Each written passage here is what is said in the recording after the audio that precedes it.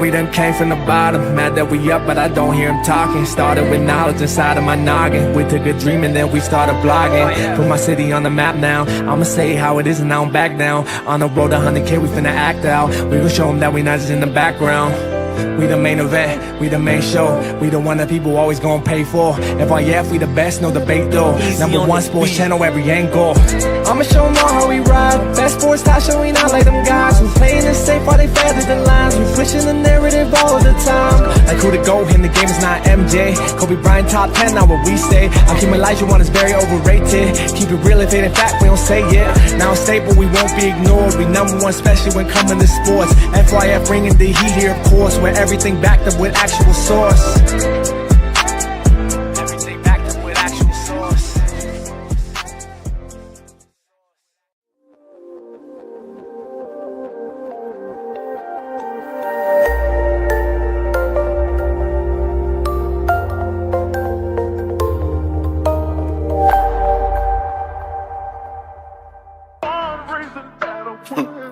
Hey, yeah, look, hey, oh God.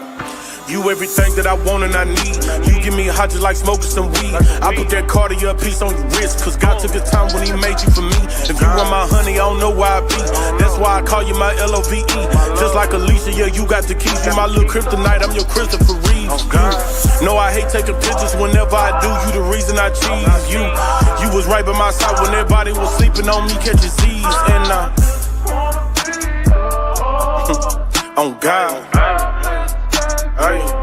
Hey, said I already knew from the very beginning. With you on my team, I would never start winning. We back to back 96, 97. Just like the Bulls, Michael Jordan's got it pimping. I could be crazy, a little indecisive, but choosing you one of my best life decisions. Yeah, it's more fish in the sea, but I play my cards right with you, babe, so I ain't gotta go fishing. I treat your body just like it's a holiday. I celebrate it like family tradition. You know I eat you like Thanksgiving pie and then open you up like a present on Christmas. Sex on the floor in the bed or the kitchen, or maybe the tub with some bubbles up in it. When we in the car, I lay back, let you ride it, but baby, go slow, we don't need speeding tickets. That's a fine, but you fine too. With no makeup, I swear, girl, you times two. Like your spine, girl, I'm always behind you. Bend it over, let me go remind you.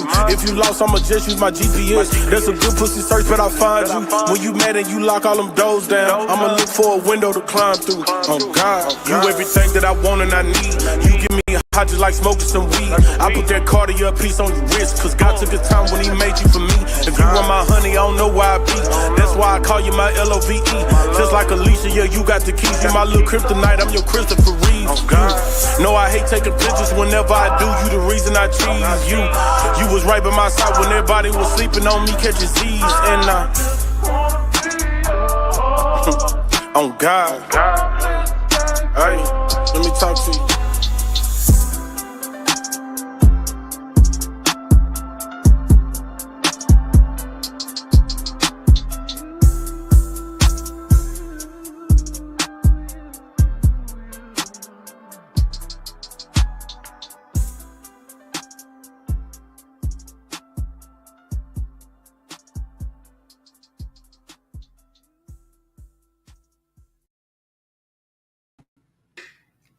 FYF Sports, man, it's Lamont. Be back, man. Appreciate everybody pulling up today. Got a good show for you guys, man. Again, going live ahead of the Friday night exposure show coming up at 6 p.m. Mountain Standard Time. But we got to talk about some things today. We got a couple things to cover today. We're going to cover, obviously, y'all see the title, the topic, the LeBron James, Brian Windhorst situation. Obviously, I think the biggest story of the night is the Indiana Pacers and the Oklahoma City Thunder game 1. And then we also going to talk about, because some of you guys, I put it on my community chat, my PrizePicks. My PrizePicks, I'm telling y'all, over the last couple of days, I've been killing PrizePicks. I think I have a strategy that's a winning strategy, man. We're going to share that with y'all today. And I'm going to show you guys what my picks, I'm going to show you guys how I formulated my picks for game 1 of the NBA Finals and how easy it was just using this one simple method that I have. Again, there's a lot of people out there. Man, to get the picks, man. They making you pay. They make you do all this stuff. I'm just giving y'all the method for free. I'm just showing y'all how I do it. And then I'm giving y'all the link to sign up for PrizePicks, man. You get $50 of free play as long as you use our link from FYF Sports. So I'm gonna be sharing that with y'all today as well. Looking at the chat, man, we had King Rose Speech, man. King Rose Speech with the comment, man. He says, "What does this finals?" He says, "What does this finals have to do with LeBron?" King Rose Speech. Do you think this channel is relegated to only talking about the NBA finals? We talk about all basketball topics and how they connect back to real basketball talk.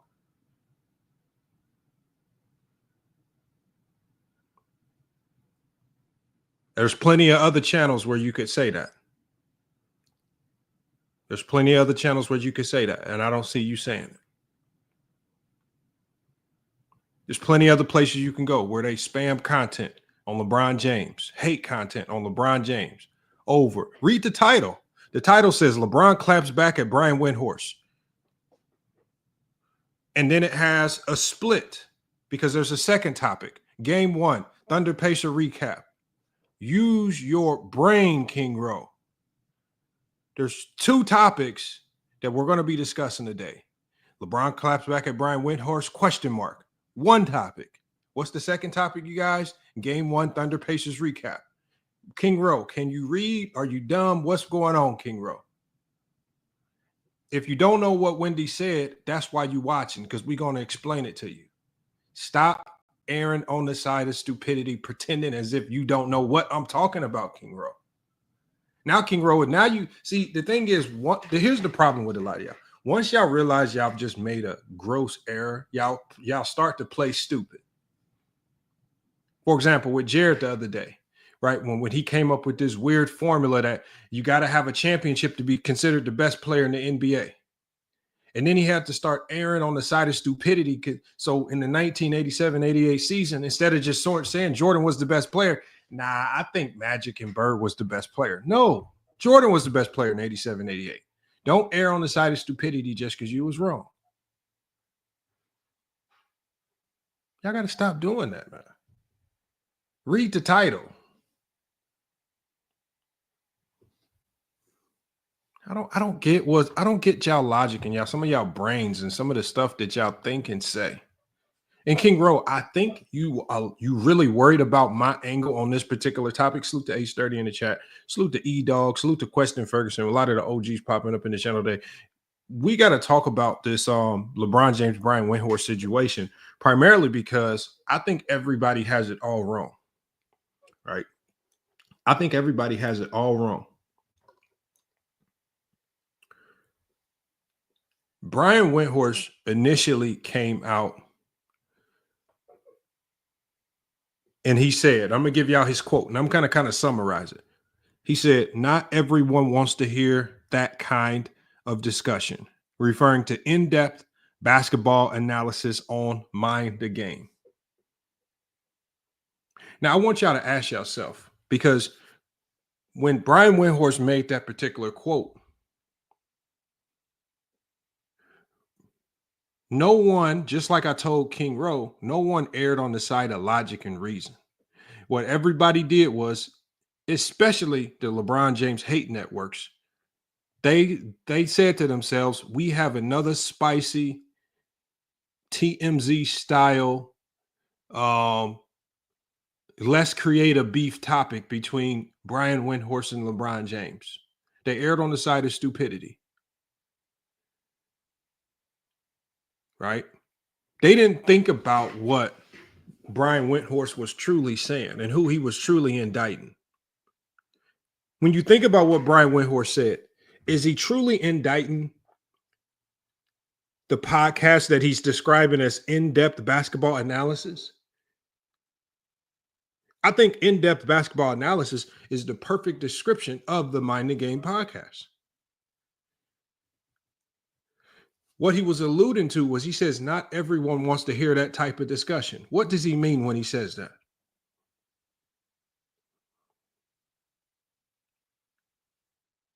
He's talking about the low-level basketball minds or supposed basketball minds who push TMZ style media and the fans that gravitate to that. We talk about it all. We've been going through this for years. We've been talking about this for years over here. All right. We've been talking about it for years. Hold on. We got BBL warranty. He says Lamont Hairline James. That's fine.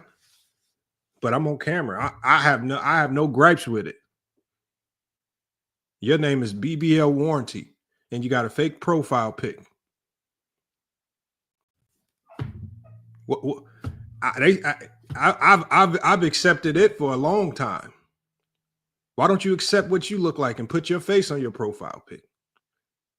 It'd be the most troll of troll accounts talking. And then they never click the link when it's time to talk basketball. These are the people that Brian Windhorst was talking about. People like BBL warranty department, people with silly, childish names, sitting in a grandma basement with really no aspirations or goals in life. These are the people that Brian Windhorst was talking about. The people that don't really care about the game, the people that come up with these crazy narratives that define certain players as the GOAT or not. They don't want to really talk the game. How do we know this? How do we know this? I want y'all to just go look through YouTube. I want y'all to go look through YouTube. And I want y'all to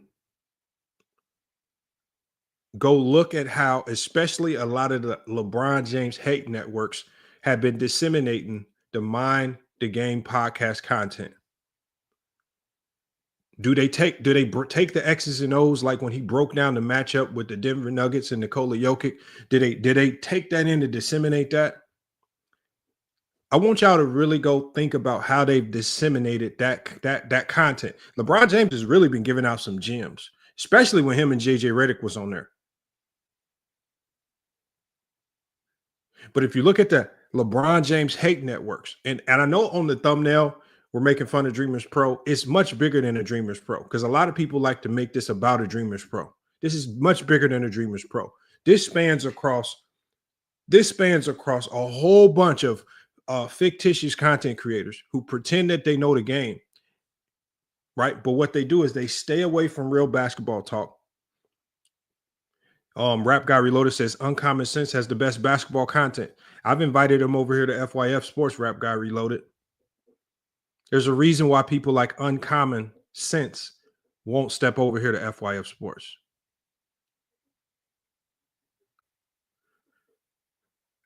All these people, I've extended an invitation to come over here to FYF Sports.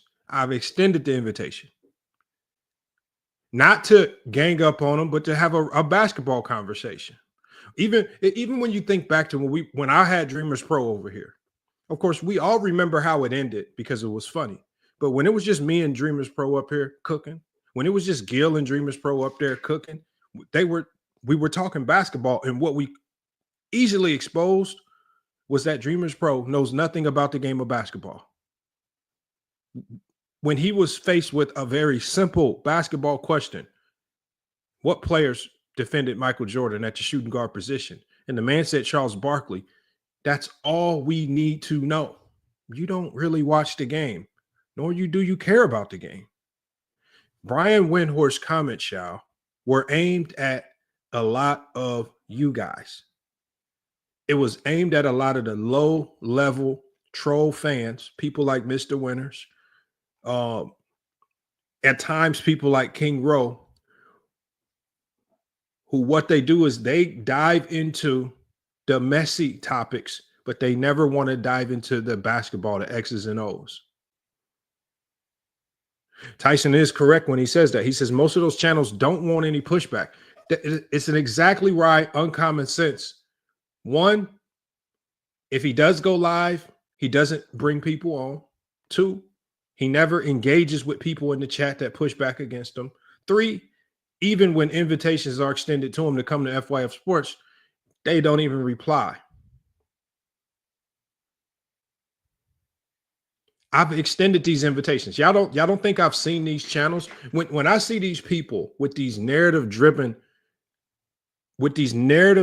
thought processes, I always extend the invitation. We need to talk about this. Come on over to FYF Sports. They never come. They never come. And you can literally name them all.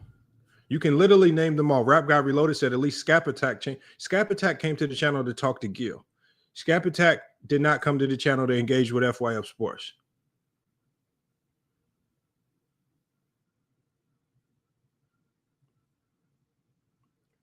I understand the clout move. Whenever you can come and you know that you're going to engage directly with Gilbert Arenas, of course. He was ranked one of the top 10 sports podcasters on YouTube, of course. But I extended the invitation to Scap. I said, if you want to have a Kobe conversation, we can have it. King Rose Speech said Scap cooked. Scap did not cook. Because even when I engaged with Scap with one question, we saw that everything that Scap Attack was saying was a lie. In King Rose Speech, since Scap couldn't answer the question, when I dropped the link, I want you to answer the one question. Who was the best player on the Lakers from 1999 to 2002? Very easy question.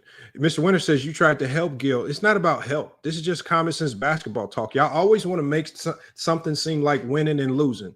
It's a reason why, Mr. Winters, you no longer come on the panel. Because you look at these conversations like winning and losing. And you've, in your eyes, potentially taken a lot of L's coming up onto this panel and making yourself look like a fool with bad narrative-driven takes. Selective narrative-driven takes.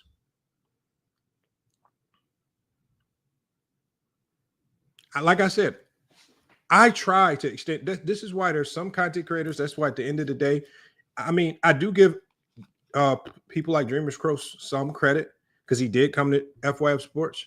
I don't like the fact that he used the presence of others to not come back. He saw Locker Room on the panel, and that made him mad at the FYF platform. He saw Legend of Winning talking about him on the panel, and that makes him mad at the FYF Sports platform. These people are narrative-driven. They allow anything to bother them. They run from real basketball talk. Because when I bring people on, we're here to talk basketball talk. We're not here to talk narratives. We're actually here to talk basketball. King Rose says, telling me Shaq was the best player 99 to 02 is low-level question. It is a low-level question. Exactly, King Rose, because there's only one answer. That's why I asked it. I asked the question because there's only one answer. That's exactly why I asked it. Are you King Rose Speech? Like, this is how I know you were not paying attention to the debate at all. Because from 99 to 2002, Scap Attack was making the proclamation that Kobe was the best player.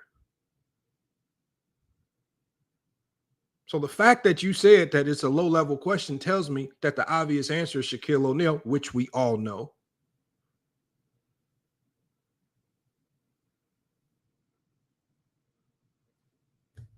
You literally answered the question.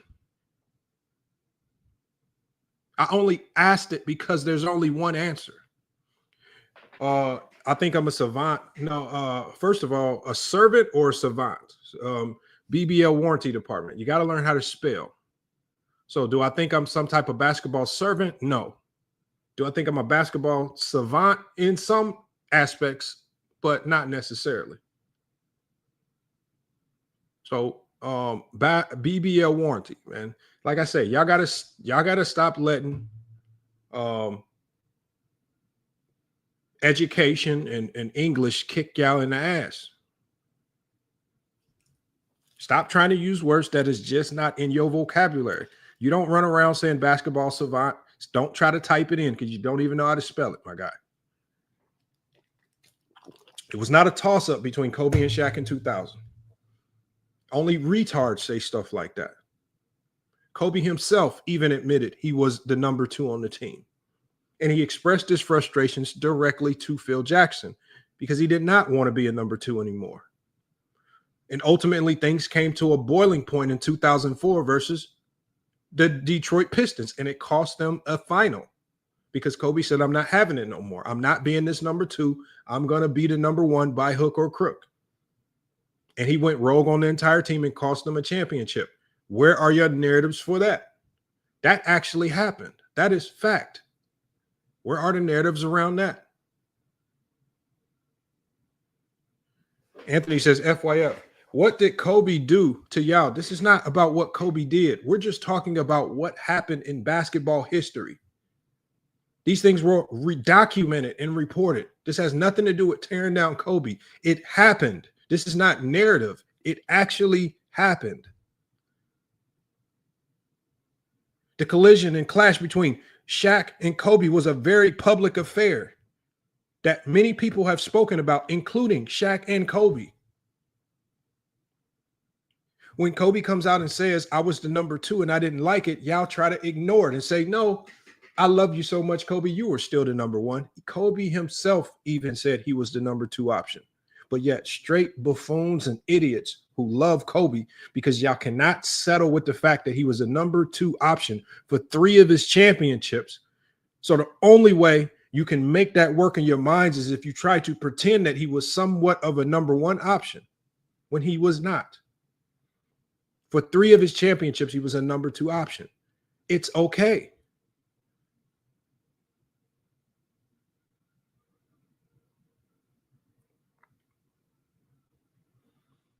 But like I said, when you guys start with very bad talking points, like denigrating players like Scottie Pippen, who was one of the greatest number 2 options in NBA history, you then have to err on the side of stupidity to maintain that talking point, which means you have to pretend that during those 3 championships, Kobe was the number 1 option over Shaquille O'Neal.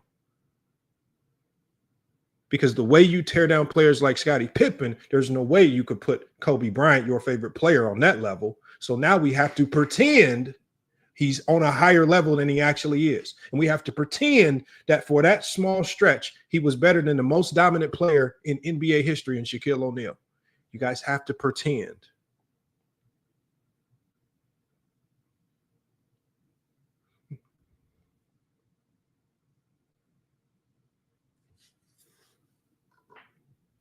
Mr. Winter says, so admit that Shaq in 02 said Kobe was the best player in the world. I'm not talking about who the best player in the world was. I just asked you who the best player was on the Los Angeles Lakers from 1999 to 2002. I did not say 03 and I did not say 04. And even in 03 and 04, the team still was utilizing Shaquille O'Neal as the number 1 option. The team still felt like playing through Shaq was their best opportunity to win, with Kobe as the number 2.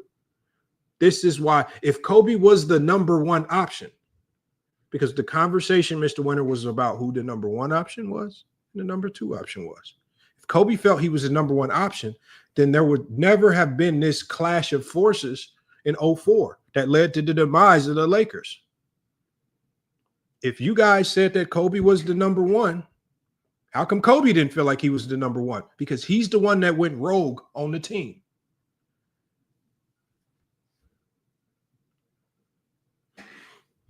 These things happened already in NBA history. It's part of Kobe's story. It's part of his legacy. It's actually part of what makes him great.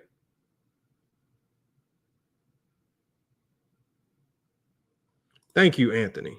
He says, diehard Laker Kobe fan, but I'm never saying he was the number 1 option over Shaq. This is what real fans actually say. But when you want to pretend and you want to say dumb stuff, you say bad talking points. Well, Danny Mac, I drop the link all the time. If you have any evidence to support that Shaquille O'Neal was not the best player in the NBA from 1999 to 2002, if you have any evidence to support that Kobe was the number 1 option over Shaquille O'Neal, then give it to me.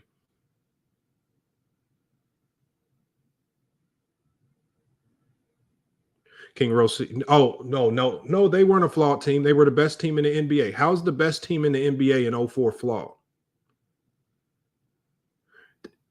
How was the best team in the NBA 04 flawed? They were toxic. That the flaw was they were toxic because of Kobe Bryant. Just tell the truth. The team became toxic because of Kobe Bryant. This is when they had to come up with hand signals to everyone on the team to say, this is when we stop passing the ball to Kobe. Tell the truth. Awful talking, boys. That's how Scap cooked Gil. Gil never mentioned any of this stuff. But King Rose speech, when I drop the link, you can come try to cook me. Y'all always want to talk about other conversations with other people. Scap is not here. Gil is not here. If you feel like Scap cooked Gil, Gil goes live every single day of the week for you to go into his chat and tell Gil Scap cooked you. If you feel that way. I'm not Gil. Gil's not me. Scap ain't here. If you feel like Scap cooked Gil, when Scap goes live, go to his live and say, Scap, I feel like you cooked Gil. Why y'all telling me? What does that have to do with FYF Sports?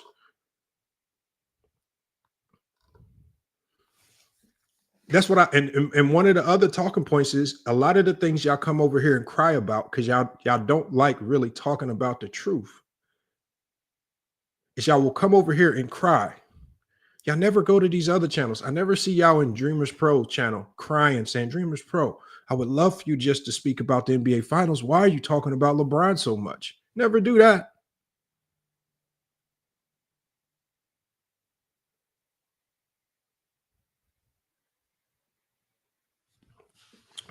Danny Mack said, it's not about who the number one option is, Lamont. What are you talking about, Danny? All right, my God. Oh, my God. All right, y'all, look, man. We got to get back to this Brian Windhorst topic because it's just a lot of stupidity. I mean, Danny Mack just made another dumb comment. Again, I don't know where y'all minds are today, if y'all even thinking today, or if y'all even listening. It's crazy. He says they love the second place merchant LeBron. I mean, if that's what you want to call him. All right.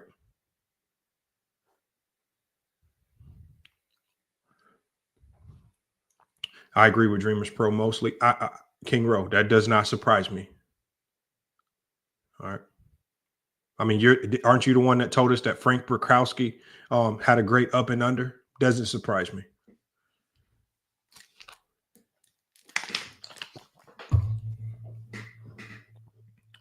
So when we look at this whole Brian Windhorst conversation, what we need to identify is, was he really taking shots at LeBron James? No. He was taking shots at low-level content creators who significantly sell TMZ NBA drama because that's what fans typically gravitate to. The fans are casual and low-level IQ basketball fans.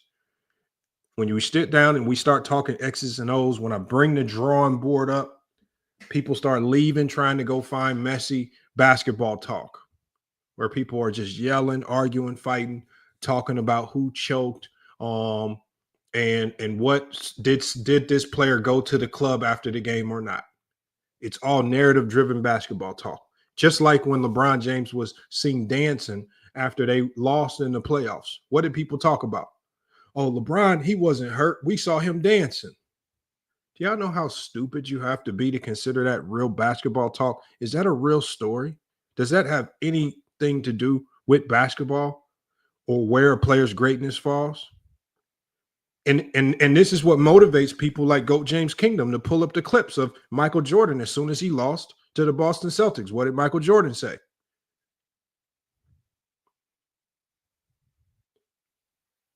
I'm just trying to get to this casino and gamble some more, man. I don't care about the loss.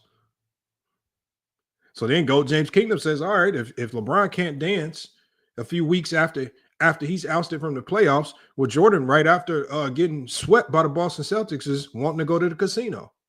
Since these guys are supposed to live on the basketball court and not do anything else. And so now we go tit for tat with the messiness. And somebody like GOAT James Kingdom is crazy enough to go there with you. And when he shows you that your favorite players were doing the same thing, then y'all get mad. GOAT James Kingdom, why you pulling up this video? Why you doing that? Why y'all still trying to tear Jordan down? Then y'all get mad. So, or we can just keep it basketball and keep everything on even playing ground. People like Go James Kingdom don't got to expose Michael Jordan every night. And yeah, and yeah, a lot of you casuals at the bottom of the floor who don't know how to talk basketball, y'all can actually start learning the game.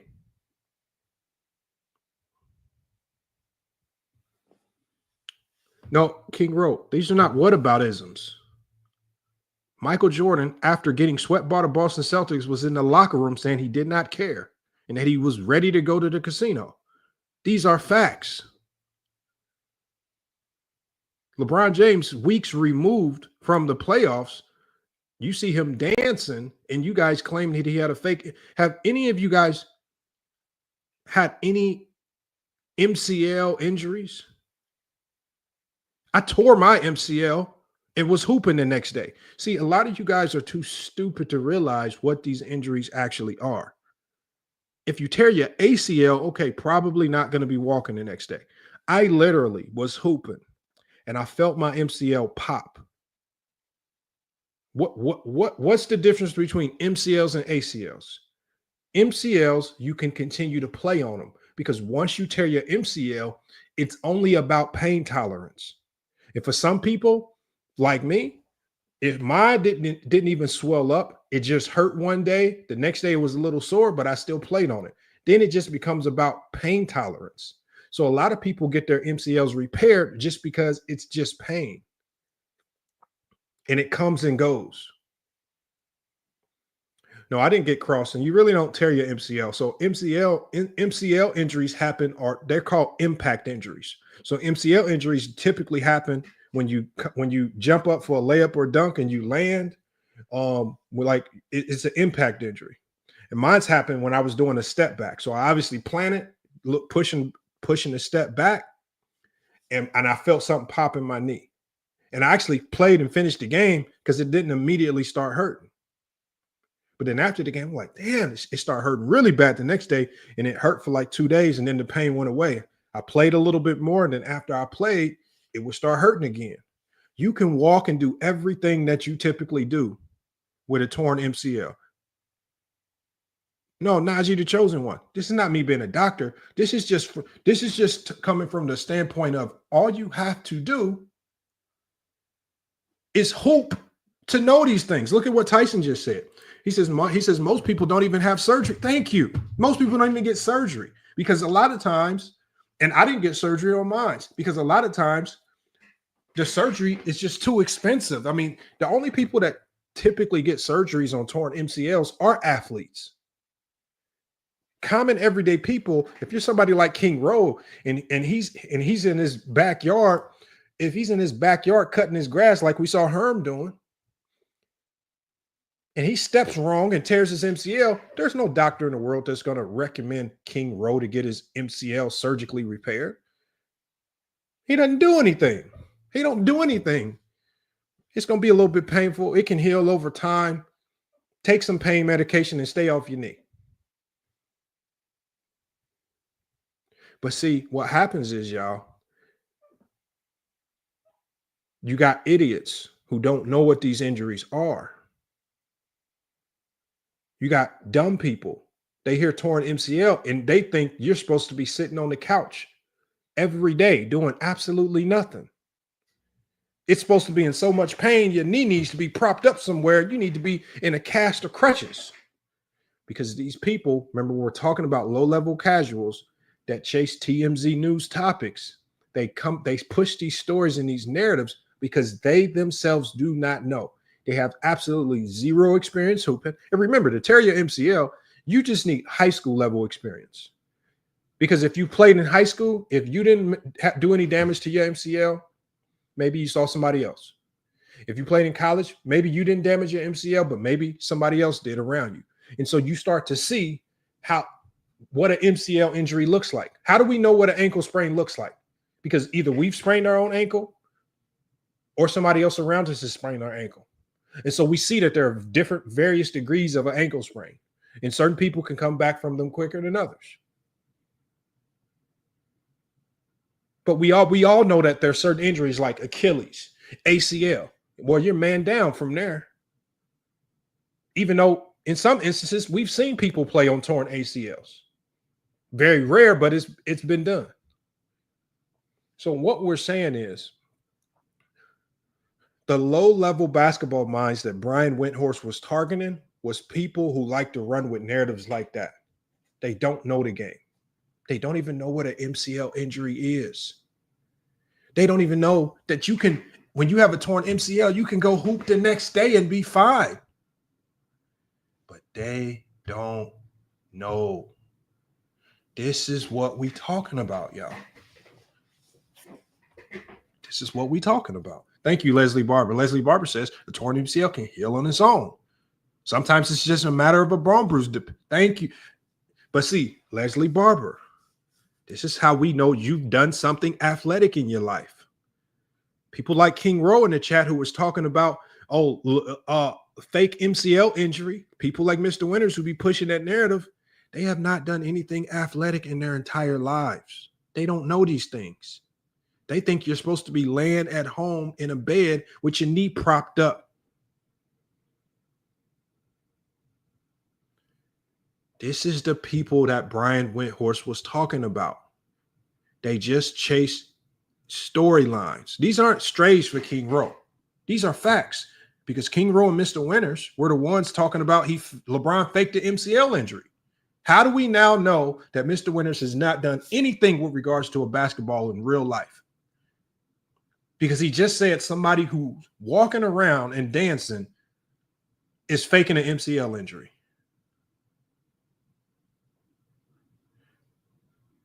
Dan Morgan. You can play on a fully torn MCL. You can play on a partially torn MCL. Are you an idiot? You know how I noticed Dan Morgan? Because I did it.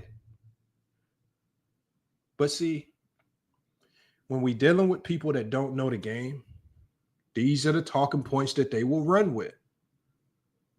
And see, they get mad at me because I now have to call it out. Let me get to these super chats because we had a couple of people send a super chat. Obviously, we had Anthony with the $5 super chat earlier. Salute to Anthony. If you want to send a super chat, the link is pinned to the top of the screen. It's going to take you over to FYF Sports Clips, where you can go over there. You can send a super chat, and we will address it immediately. And salute to OG of the channel, Najee, the chosen one. He says, LeBron, we trust LeBron is better than Kobe and MJ. Salute to Najee, the chosen one. We got Lee in the chat. He says, Lamont, please don't do this. You already know the type of basketball fans you're attracting by doing this. Look, somebody has to put them on the right course of correction, right? Now people like Mr. Winters, he can no longer run with the MCL. He can't say he's uneducated about MCLs. Because before he could have pretended that LeBron was faking an MCL. Now he's educated about it, right? I'm sure when I drop the link, King Rowe and Mr. Winters, they're going to come up here with some story of a torn MCL that nobody in their life has ever heard of. We got Jalen Spicer in here. He says, I tore my ACL in high school. I was out for 6 months playing college football. Tore my MCL. I hugged it out for a year. Thank you. And you probably meant to say thugged it out for a year, but I get what you're saying. Anybody that's done any type of sport who's torn their MCL knows you can keep playing. It only becomes about pain tolerance. Every time I show up, Lamont puts King Rowe. Everybody in the chat has been seeing what you've been typing. King Rowe, no, what I'm saying is I don't believe you know what an MCL injury is. I don't think you've been around sports, athletes, enough to know what a real MCL is. If you're going to run with the notion that LeBron was faking an MCL injury just because he was dancing later on, tells me you know nothing about sports injuries. And you typically know nothing about sports injuries when you have never played a sport. How do you typically find out about injuries in sports? Playing the sport. Well, my bad, King Rowe. Maybe I'm connecting you too much with Mr. Winters. Mr. Winters has conveniently stopped typing in the chat. So let's not connect you too much so with Mr. Winters' takes. Even though you have directly aligned yourself with DreamersPro's takes, because you say that you are a huge fan of his basketball takes, because you just said in the chat, I kind of agree with Dreamers Pro. So if you kind of agree with Dreamers Pro, that means you kind of align yourself with the same talking point, which puts you in that same bundle of bad basketball takes as Mr. Winters. King Rowe, yeah, I know.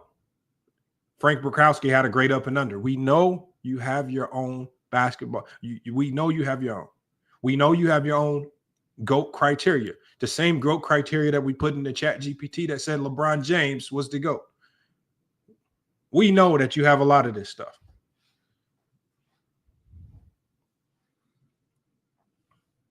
Thank you. See, now we hitting everybody with everybody that's playing on the Torms MCL. No, and Leslie Barber, this is somewhat of the topic, because I'm going to drop the link. When I drop the link, we're going to talk about all these topics, right? We're going to talk about all these topics that's on the docket today, right?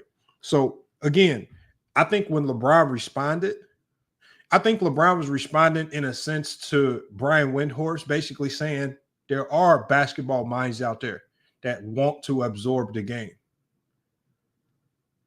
There are people out there that want to learn the game in an elevated manner. And I think LeBron James is identifying them fans, saying that there are. I think even Awful, what's his name? Awful Basketball, the dude who goes ranting and raving, even in a sense, he kind of proved it, because he does some great breakdowns. Now, obviously, he adds the entertainment factor with the yelling and whatnot. But I think he even kind of proved that fans want to see the actual basketball breakdowns. When you got people like Legend of Winning, actual basketball breakdowns, right? Willing to pull up the film, break it down slowly, talk about what's actually happening on the court, right? There are people out there that have shown, and I think Brian Windhorst, because he's been so attached to ESPN, and because typically the fans that he sees are the super casuals. Yeah, awful coaching. My bad, Zero. Awful coaching. I think because Brian Windhorst has been so attached to ESPN and the low-level basketball IQ of fans on ESPN, I think the only thing he thinks exists out there are fans like Mr. Winters and fans like King Rowe, low-level basketball minds that only chase narratives, that only want the TMZ level talking points. But now we're in a different age now.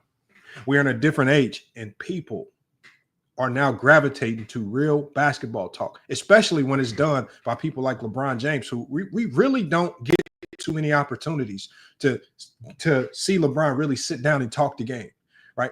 When we know that this is one of the greatest basketball minds that's ever walked the planet Earth, now we can start to hear what's going through his head in these moments when he sees something happen on the basketball court or with another team, how he's breaking it down on his mind. Now we are starting to really get inside the mind of a LeBron James. And I think that's why, at least for me, it's super interesting to see these shows, because what is Steve Nash like? To see Steve Nash really do a video breaking down how his approach to the pick and roll.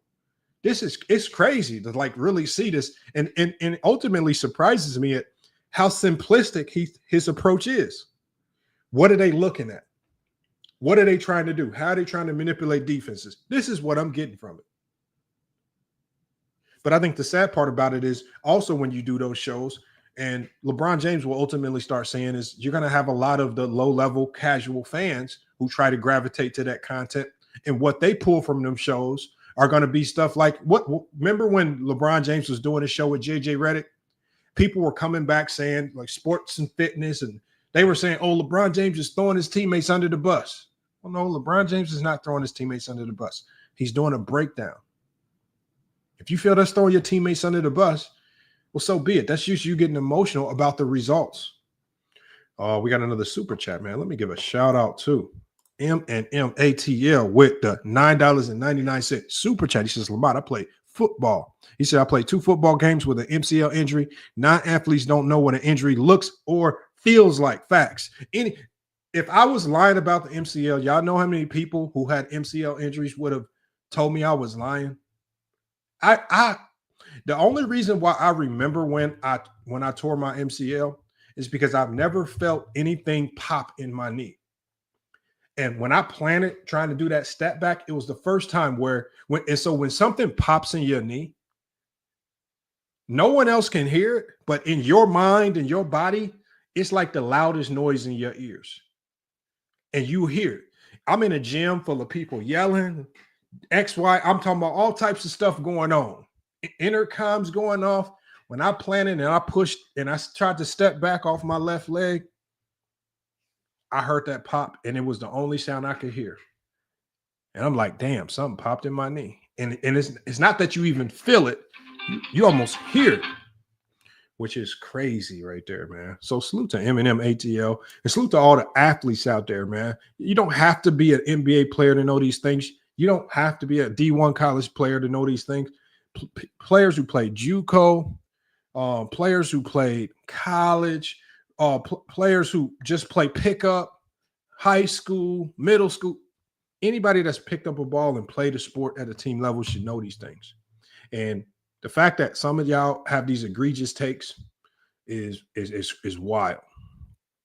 We got Newman. He says LeBron can't break shit down. Okay. If you feel like LeBron can't break nothing down, okay. What I want you to do, Newman, is when I drop the link, I want you to come up here and I want you to tell us about. When I pull up his film on the Mind the Game podcast, I want you to tell us about how he's struggling to break the game down. And I'll allow you to walk us through why he doesn't sound like he's breaking the game down intelligently. And what you can do is you can literally show us step by step what you're talking about, so we can get a better understanding of what the hell you're talking about. Because we don't want to just run with that narrative, Newman. We want you to be able to show and prove it. If I pull up some film from the Mind the Game podcast, will you be able to show and prove it, Newman? Will you be able to walk us through it? Ancient Warrior says, Lamont, you have no integrity, bro. And you're less of a man taking up for Goofy James. Okay. When I drop the link, Ancient Warriors, you can explain to the people how I have no integrity. And you can explain to the people how I'm less of a man for taking up for Goofy James, Ancient Warriors. I'm going to give y'all the opportunity to explain these games. I will give you the floor, the mic, to explain to the people how I have zero integrity. Because ultimately, you would be the one that has no integrity if you are too afraid to hit the link to stand on what you say, to back up what you say with stats, facts, data. Are you going to be able to do that, Ancient Warriors?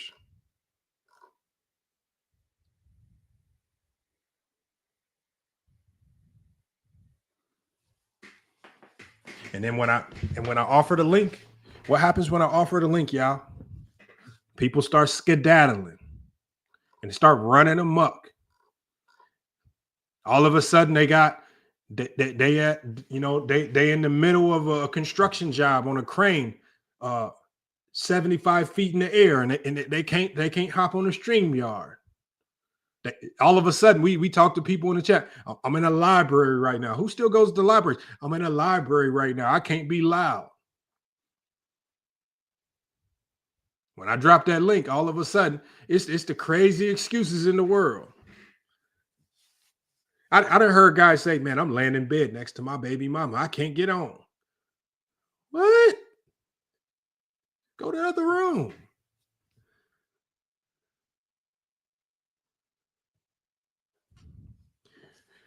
All right. And we're going to talk and I'm going to kind of save the Patience and Thunder talk for the panel when y'all come up here. Obviously, I've given y'all my thoughts on it.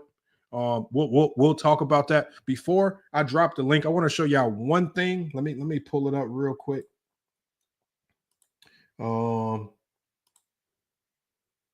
Because I want to show you guys my picks from yesterday, and then how I came up with those picks, and the resource that I used to come up with those picks. I'm going to show you guys all three of those things real quick, and then we are going to drop that link so that you guys can come up here and cook on these topics today, man. Any of the topics that we talked about today. But let me show this to you guys. And so the one reason why I'm showing this to you guys, y'all, is because I had a long stretch on PrizePicks where I was struggling to be consistent, right? Maybe I would have a win here or there, but then the next 4, 5, 6, 7 days, lose. And I'm just like, what's going on? Right. So I think I found a method. And so there's going to be a lot of people, y'all. There are a lot of companies that sell this data. They're going to try to charge you $50 a week. I've seen people charge $199 a week just to get access to information like this. I'm going to show you how simple it is to identify the best plays. And at most, it's only going to cost you $5 a week. And you're not paying it to me. That's just the $5 you pay to the company that gives the information. All right. So, and I'm going to show you where I went wrong initially when I got the information, but then how I was able to organize the information to get some conclusive data to give me the best picks. Are these picks guaranteed hits? No. But are they more consistent with than what we come up in our brains? For sure. Yes. Let me show y'all this right here. Actually, let me go to my screen real quick.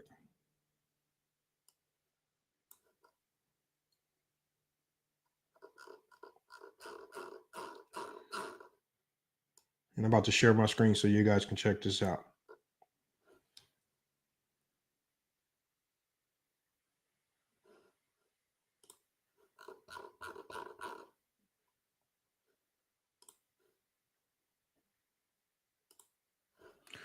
All right. And I'm going to put the name of the program that I use in the chat. Because when I first show you this screen, it's just going to look like a whole bunch of nonsense. And I'm going to tell y'all why. Don't even worry about what you're about to see right now, because I'm going to show you what you do. I'm going to zoom in on it so y'all can see a little bit better. All right, here we go right here. So this is what I used right here, right? It's an app that you can download on your phone. It's called LineStar. LineStar, LINESTAR. It's a LineStar app. It costs $5 a week. Literally $5 a week to use this app. All right. And so when you use this app, right, and you're doing something with PrizePicks, as y'all can see on the top of my screen, I have everything filtered already. Props. I've selected PrizePicks at the top as the sports book that I'm using, right? And so this is what I did. So y'all see all of this information, right? So it has information on each player for each potential play, right? Nimberhard points, Benedict Mathurin's points. It literally has pick after pick, and it has tons of information. So when you look at this information, right, it has information on these players that, you know, that you can see go all the way down here, right? Oh, hold on. I messed that up. Well, it has information on these players from odds to edge. I mean, all of this.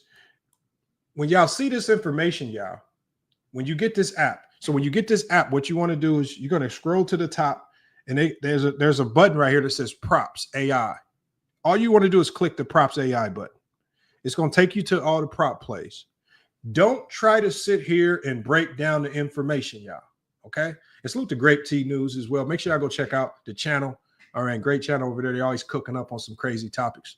But so when you see all this information over here, the first mistake I made was sitting here trying to break down and understand all this data. You can't understand it. And Tyson, I'm going to show you why the $5 a week is valuable.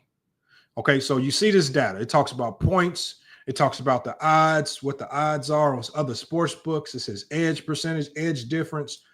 All this data, all you have to do, you guys, right?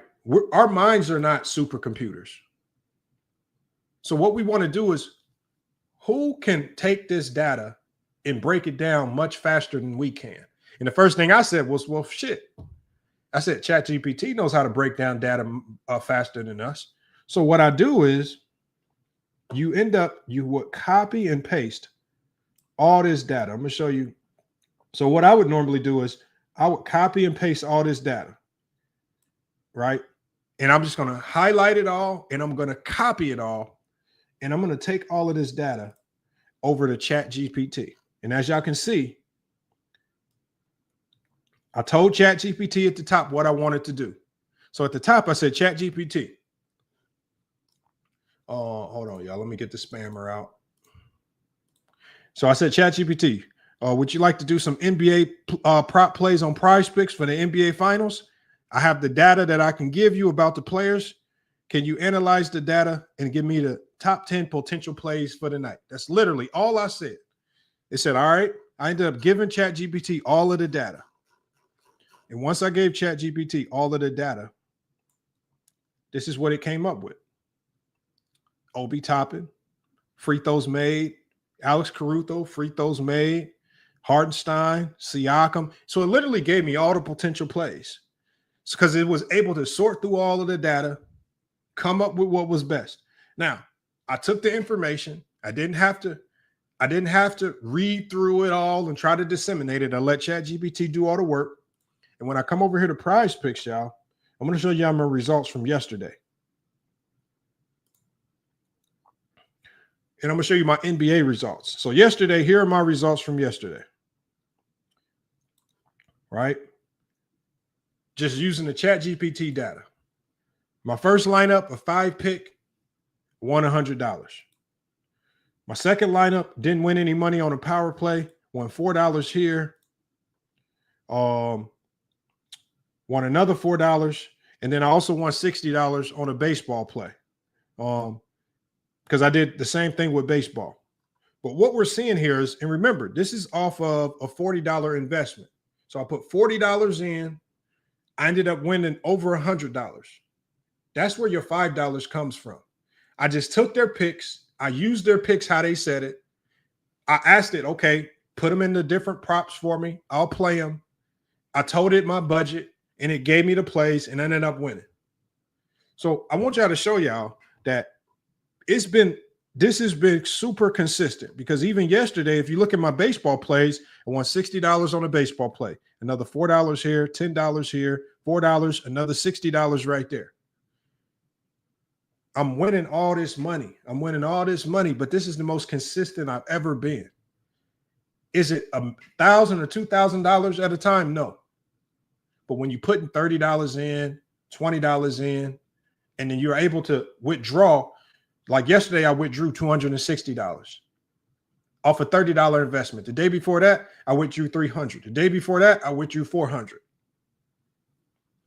Hey, and Isaac, the beauty of this right here is, let me show you a play.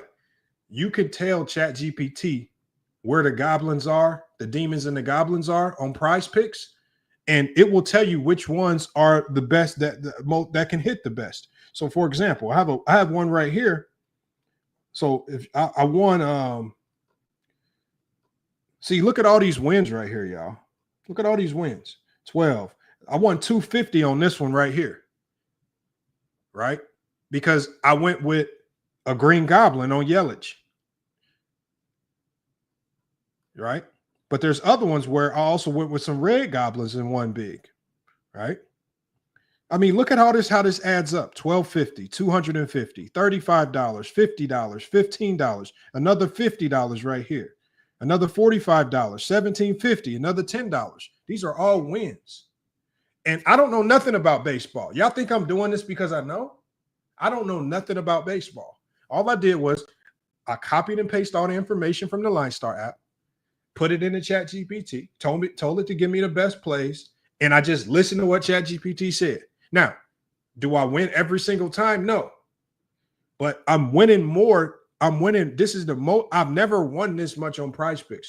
Once you stick to something this consistent. So again, I want y'all to check it out. Some of y'all wanted to know what I do. It's very simple what I've been doing. If y'all want to follow my picks for today, let me show you some of my lineups for today. And if you want to follow these picks, feel free to write them down and follow them.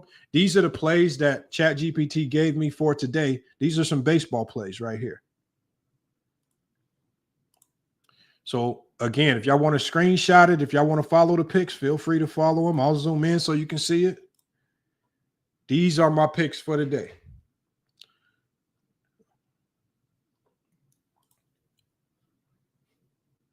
And I'll scroll. so you can always come back to the video.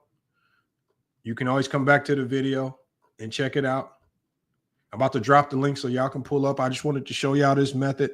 If you want to follow my picks for today, make sure y'all I want you to go to my YouTube community post. Click the link for PrizePicks.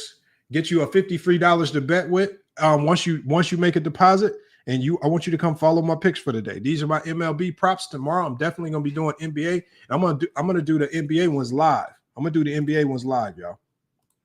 All right, here's another one right here. And then we got this one right here. So again, I want y'all to follow these picks. I'm trying to scroll so y'all can see them. I'm not going to go through them all, but you can always come back to the video. You can follow the picks as you see them. So I got some props. I got some 2 plays. And so when you see the ones that are smaller like this, the smaller props like this are usually the safer plays, right? $10 for $55 win. These are the safer plays or potentially safer plays. Can you bet WNBA? Yes, you can bet WNBA. If y'all want me to do a stream, showing you how I go through the whole process of copying everything, putting it in the chat GPT, getting the WNBA, I think WNBA will be a profitable one as well because WNBA players seem to be the most consistent with their stats. It's just typically how it is. But I mean, again, everything that you think you know, you probably are wrong about it. The one thing about using AI and chat GPT is it doesn't go off feelings. It only goes off logic and consistency and probabilities. And I think in our mind, we start thinking things too hard. And it's hard for us to go with certain picks because, damn, this dude, man, we got too many emotional ties and connections to players, teams, and picks and momentum and things of that nature. This is all mathematical. This is all probability using the numbers to give yourself an advantage, y'all. And you can give yourself an advantage, man, with PrizePicks, y'all. All right. Make sure y'all go to the community tab, click the link in the community tab that's going to take you to PrizePicks. Use that code, use that link to sign up. You're going to get $50 of free money to play with. Follow these picks so you can flip that money and win some money, y'all. Follow these picks right here. If you want me to do NBA I'm doing my NBA one for tomorrow. I'm going to be going live before the game tomorrow. I'm going to walk you guys through my NBA props, and we're going to cook on that one as well. But if y'all want a little bit more information on it, just tune in during tomorrow's live right before the game. And I'm going to be able to give y'all the NBA picks as well, man. And we'll kind of see where that takes us. I'm going to drop this link so we can get y'all up here to cook.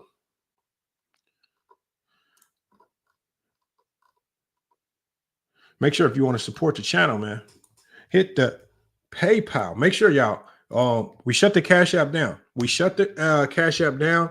So make sure you're not sending anything to that old Cash App. We shut that one down because right now we're setting up a business Cash App. And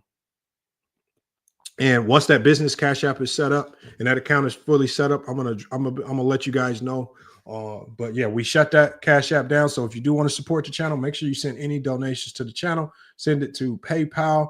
The PayPal is in the chat. If you want to super chat, the super chat link is pinned to the top. It's just going to take you over to FYF Sports Clips, where you can send a super chat, and we'll get super chat messages are immediate priority. We'll get to your question or comment immediately from there. I'm gonna go ahead and drop this link if y'all want to come cook on the topics today.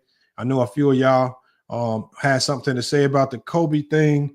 I know a lot of y'all want to talk about this Pacers Indiana series. I definitely do. I've been telling y'all, look, and I told y'all before game 1,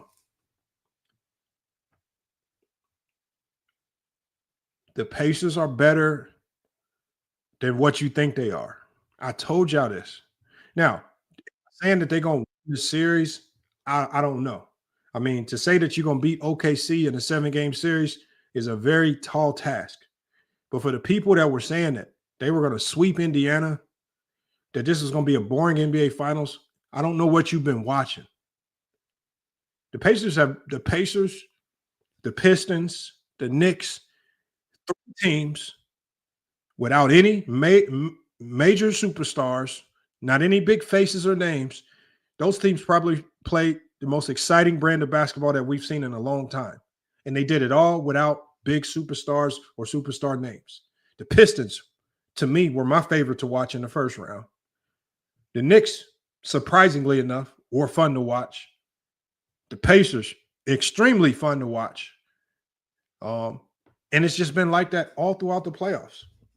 I mean, we've gotten good basketball from the great teams. We've gotten good basketball from the bottom teams, from the mid-level teams. It's just been crazy all around the board. But we got a couple guys up here right now. Salute to King Rowe, George, Mahar. King Rowe's up first, man. King Rowe, man, what's good, man? What you got on this?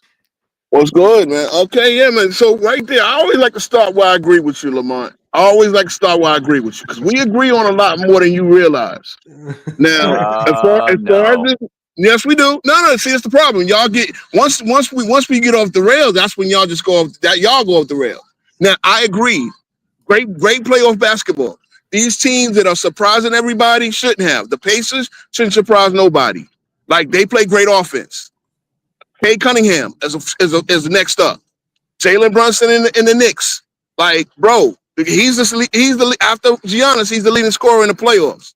You know, there's some great teams. And this finals, as I said on my channel, this finals is for diehard basketball fans, not NBA fans, not casual fans. Not true. But it should be for everybody. I'll put it this way: it should be for everybody. But you know what kills that narrative, though, King Rowe? Go ahead. Tyrese Halliburton. Tyrese Halliburton and the Pacers are fun to watch for anybody. How do I know this? Look at the farmers in Indiana.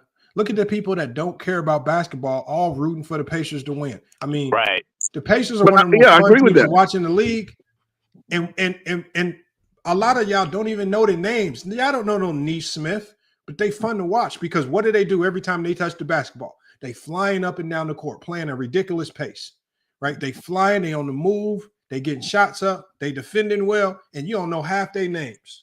So, and all you have to do is watch. Probably can't pronounce it. Well, number one, I played the Pacers last year, so I know all they guys, and I know Obi Toppin. I know Obi Toppin personally. I played with his father. Okay, that's the home court right there, Obi Toppin. So the fact that I'm killing Leon Rose for giving him up for 2 second-round picks in 28 and 29. I'm killing him when he comes back to bite us in the ass. And OKC last night, you saw Obi Toppin was killing in the second half. So again, like I said, this finals is fun, but then I'm looking at guys that I talk basketball with in these panels. Oh, I ain't watched that. I'm like, bro, this was a great game. This was a great team. Indiana, with all them turnovers, still stay close. Like I've been saying, you got to kill that team. That team got too much firepower to think a 12-point lead is putting them away. I know this personally. I saw games. So now, as a Knicks fan, I'm a little vindicated seeing a 68-14 team who I'm going to say, if they win this series, is one of the great all-time teams, which a lot of things point to that. I'm digging this finals. I'm digging these whole playoffs. And a lot of guys who should be pushed. Cade Cunningham should be pushed as a household name. Halliburton there, Halliban, the whole everything they calling them now, all the nicknames. These guys should be pushed, but they want to push the old guys over 35. There's other guys that's next up. And there's other teams that are great teams. You know what I'm saying? So we in an era of parity. I've said this before. Nobody's going to repeat in this decade. Whoever wins the championship next year is going to be a new championship. This is like the 70s. No repeat champions. So. Hey, Lamont, can I say my thoughts there real quick? Yeah. Oh, wow. I mean, I'm specifically wanting to talk about the game. George, let me talk. I specifically want to talk about the game. I don't care about the narrative surrounding the game. I think the Pacers and OKC. Cool. I think they've already done a good job of dispelling the narratives that this is going to be boring. I think that game 1 killed that out the gate. This about to be exciting than a motherfucker. Exciting as hell. At the end of the day, all the people that say they ain't going to watch. Right. Well, if you weren't going to watch, I guarantee you tuning in for game 2 after seeing the highlights for game 1. So at the end of the day, all the people that and when the people say that they aren't going to watch, those are people pretending. So I want y'all to always be mindful of this before you go, Mahar. Anybody that talks about, I'm saying I'm not going to watch, they always are going to watch.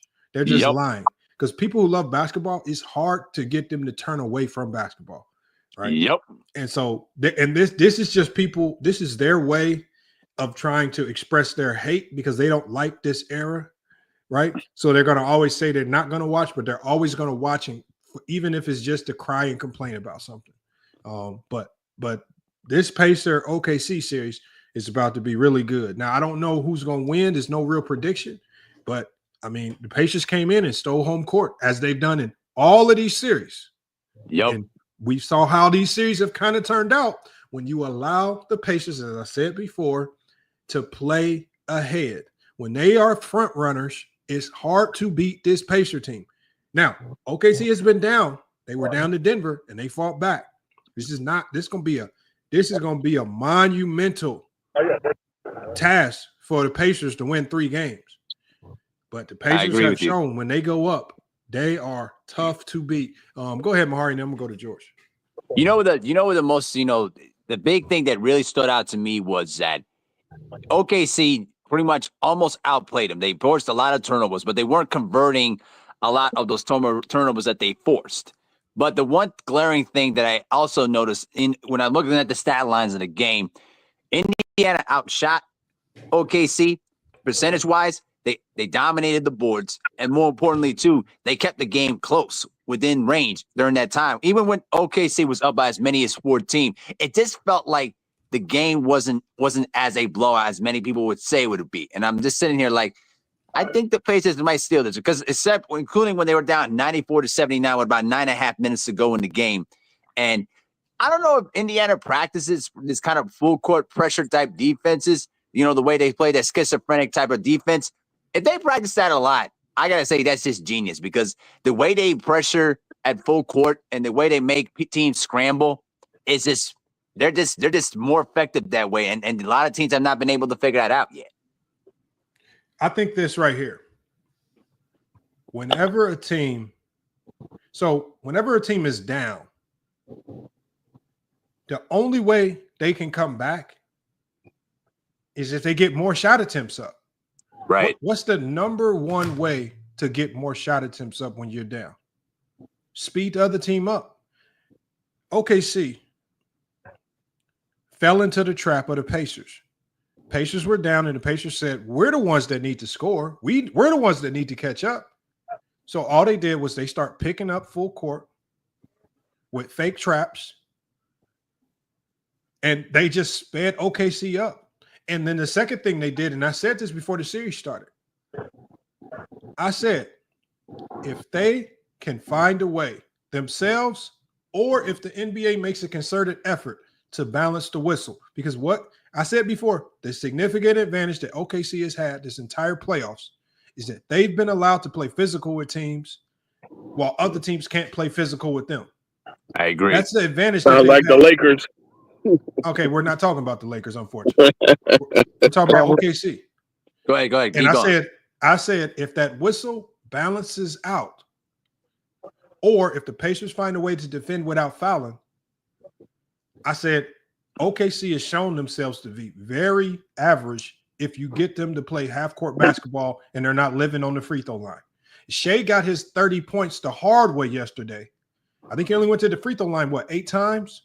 Only 8 times. Yep. Yeah, less than his average. Yep. And a lot of those were a lot of those free throw attempts came at the end of the game. What I'm saying is they did a good job for the majority of that game, keeping him off the free throw line, defending him with physicality. And what I appreciate out of the Pacers the most that nobody's going to say is that unlike the Minnesota Timberwolves, the Minnesota Timberwolves let the foul calls frustrate them and change how they play defense. So do the Knicks. As a fan, I know. The Pacers on the other end said, okay, if you make a dumb call, I don't give a damn. I'm still going to play the same way. I'm still going to be physical. And then when it came down to that last play at the end of the game, right, where Nembhard, again, him and Nesmith and Siakam, they did a hell of a job defensively. That last play, it came down to physicality on Gilgeous-Alexander. He did a good job of cutting off the drive, got handsy, physical, got into the ball, made him take a tough shot. At the end of the shot clock, he missed it, and that's what opened the door for them to win the game. And so when you see that whistle start to balance and SGA is not getting maybe calls that he would have gotten in other series, this is the type of OKC team that we're seeing. But again, things can change in the blink of an eye. Like OKC can come out and win by 60 the next game. That's just how good we know that. And that's the scary part about OKC is when they lock in, they lock the fuck in, and it's over with. So Can I say something about Neesmith right quick? Oh, Let me go to wow, George bro. real Can you quick. wait till No, the I end? just want to put one thing in there, bro. I just want to, Neesmith is a 50, 40, 90 play, and a lot of people don't know that. It's on you, George. I just Okay. want to put 1 point in there. This is what I got from the game is that they played above the refs. They didn't let them rattle them, like Lamont said. And there were key moments in the game where I think they felt momentum. One is the block. One is when Nimhard took SCJ one-on-one at the top of the key, and they played fearless. That was They cold blooded. always That was. every time they got up in front, they knocked them back down, and then the no timeout, where the coach trusted them to do what needed to be done, and that collapsing defense that OKC plays, it got to them, and the threes start falling. Right line right there, man. But Mahari, can you do me a favor real quick? What's up? Can you hold it down for like 5 minutes? I gotta give one of my players a call real quick. But can you hold it down for 5 minutes? I'm gonna put the link in the chat. If anybody wants to come up on the panel, I'll still be able to add you to the panel. I just got to make a quick call real quick. So if you can hold it down for me, Mari, for like 5 minutes, I'd be much appreciated, man. Hold on, let me drop this link in the chat one more time for the people that want to pull up. And if y'all do pull up, I'll still be able to add you. I just got to step away real quick. Go ahead and cook, Mari. All right, so let's continue on with the show while Lamont's take care of his business. So I think one of the big things.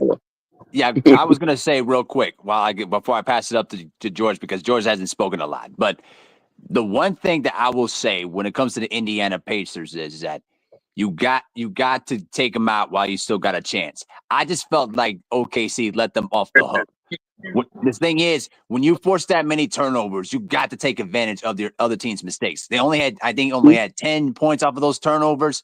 So we know OKC is going to adjust and then take advantage of those mistakes. I think if you're Indiana, the one thing you have to do is you got to take care of the ball better. There were a lot of times in the first half where their ball handling and a lot of their passes were pretty much they weren't even that good of passes, though, and they weren't protecting the ball well. But go ahead, George. Okay, another thing that I noticed about this game is that, to me, their defense kind of equals out the turnovers. So like you said, they only scored 9 points off of turnovers. Correct. So they are out there playing defense against these guys too. And I didn't like about OKC, why do you want to change your game now in the finals that you've been playing all year long? No matter who their opponent is, I don't think they should have changed their lineup. I don't think they never did change the way they play, but they changed their lineup, and I think that was a kind of detriment to this first game. Well, I'll say like this though. I think it's more or less of the fact that when it comes to OKC, I think the Pacers' pace of the game dictated how OKC was going to adjust their lineup. Now, I think the one thing that I think OKC has to do is that they got to manipulate the pace. I think that if they try to play a track and field type of a game with Indiana, they're not going to win that because Indiana's mastered that to a science. I mean, you saw what they've done in these playoffs. I think that what they're going to have to do is be more physical and then also seek the contact a little bit more. But here's the big factor, though. The big factor is the whistle. And I saw this in the Minnesota series because the guards of Minnesota, they let the whistles get in their heads. If Indiana continues to play physical and ignores the whistles, I think it's going to even things out. Because I think the problem with a lot of teams is that when you get so many calls goes against you, you get mad, you get frustrated to the point where you just do dumb things on the defensive end. So that's what I kind of think of it. There's no point in arguing foul calls because at the end of the day, like you said, you play your game, it's going to even out. I think Carlisle is another guy that's being underrated. He's a top 5 coach. Right now, he's a top 5 coach, right? He's already a Hall of Famer, in my opinion. Dallas and this team has already cemented it. Indiana runs both ways. They run on defense, they can press you on defense, and they run on offense. And that's, they're deep. They're not scared to use guys at the end of the bench. They got weapons like Thomas Bryant with them corner threes. He finished my Knicks off with that. You know, I mean, you got look again. I've seen played 2 playoff series, 7 games and a 6th game in the last. So I know Indiana a lot. So when again, like I was saying, Neesmith, 50, 40, 90, plus he plays great defense. People need to realize that the Celtics drafted him and traded him. I forget who they traded him for, but obviously they putting him to good use. I drafted Obi. We traded him, for nothing. Yeah. Bro. He's not gonna give you much on defense. See, everything. You know what it is with teams. Certain guys are weak at stuff. Okay, well you got to use them for this part of the game. You're not going to use Obi to be a shutdown defender. That's what you got Turner and them out there for. So you got to know when to put your pieces in your chess pieces in the play. Every chess piece got to does a different thing. Same thing with basketball players. You know what I'm saying? So yeah, let me ask you this question though, King Rose. So let's go on the Knicks for just a brief moment until we can get back to the finals. How do you feel about the Knicks finally dismissing Tom Thibodeau?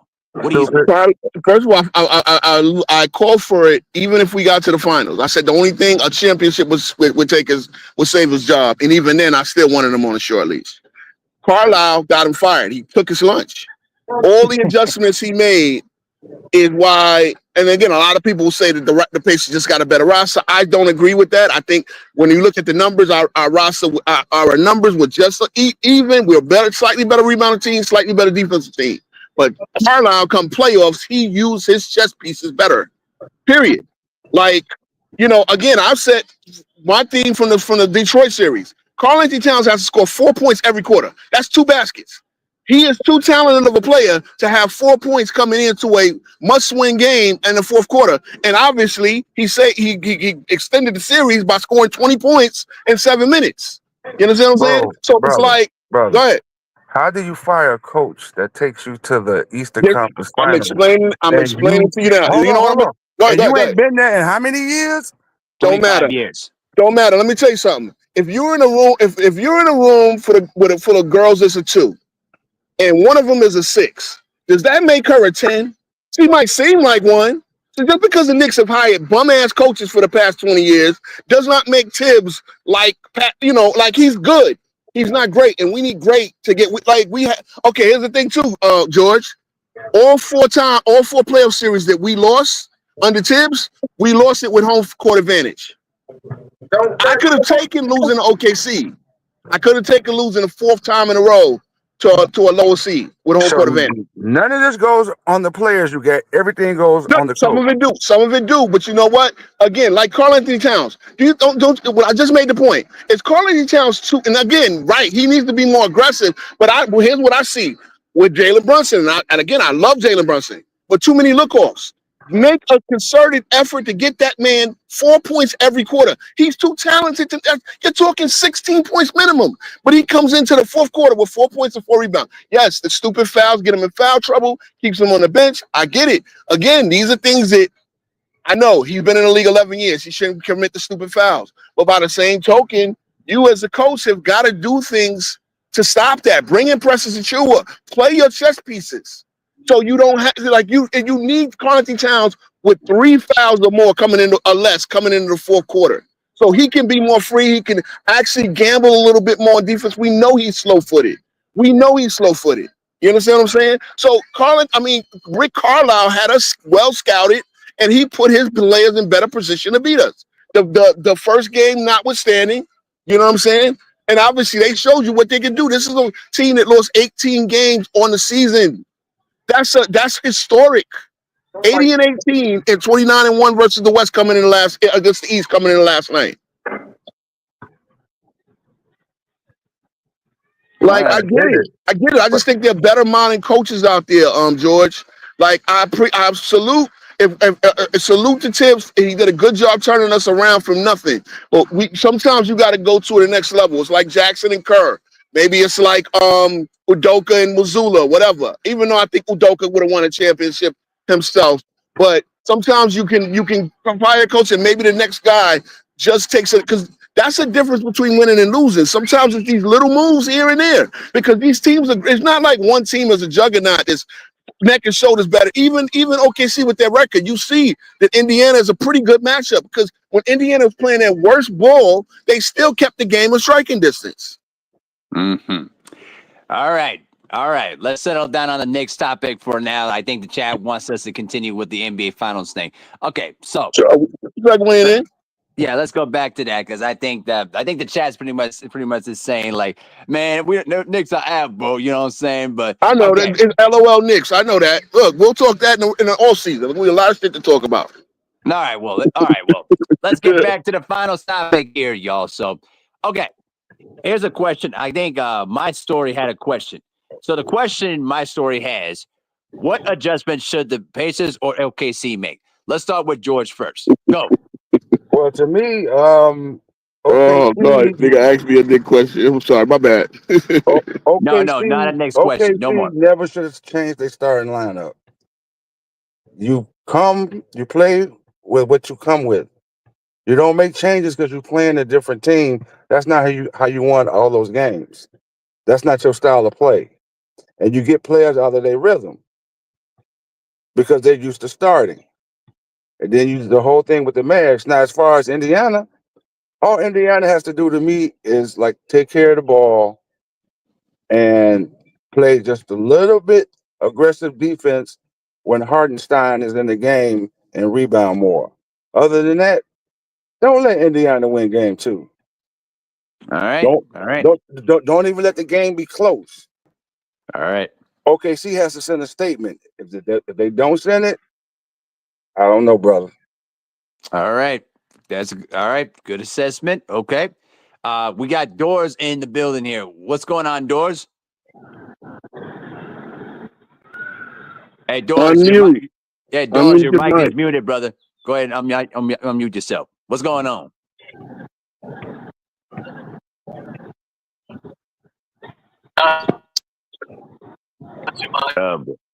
Hey, Doors, brother, your mic's messed up or something. We can't hear you.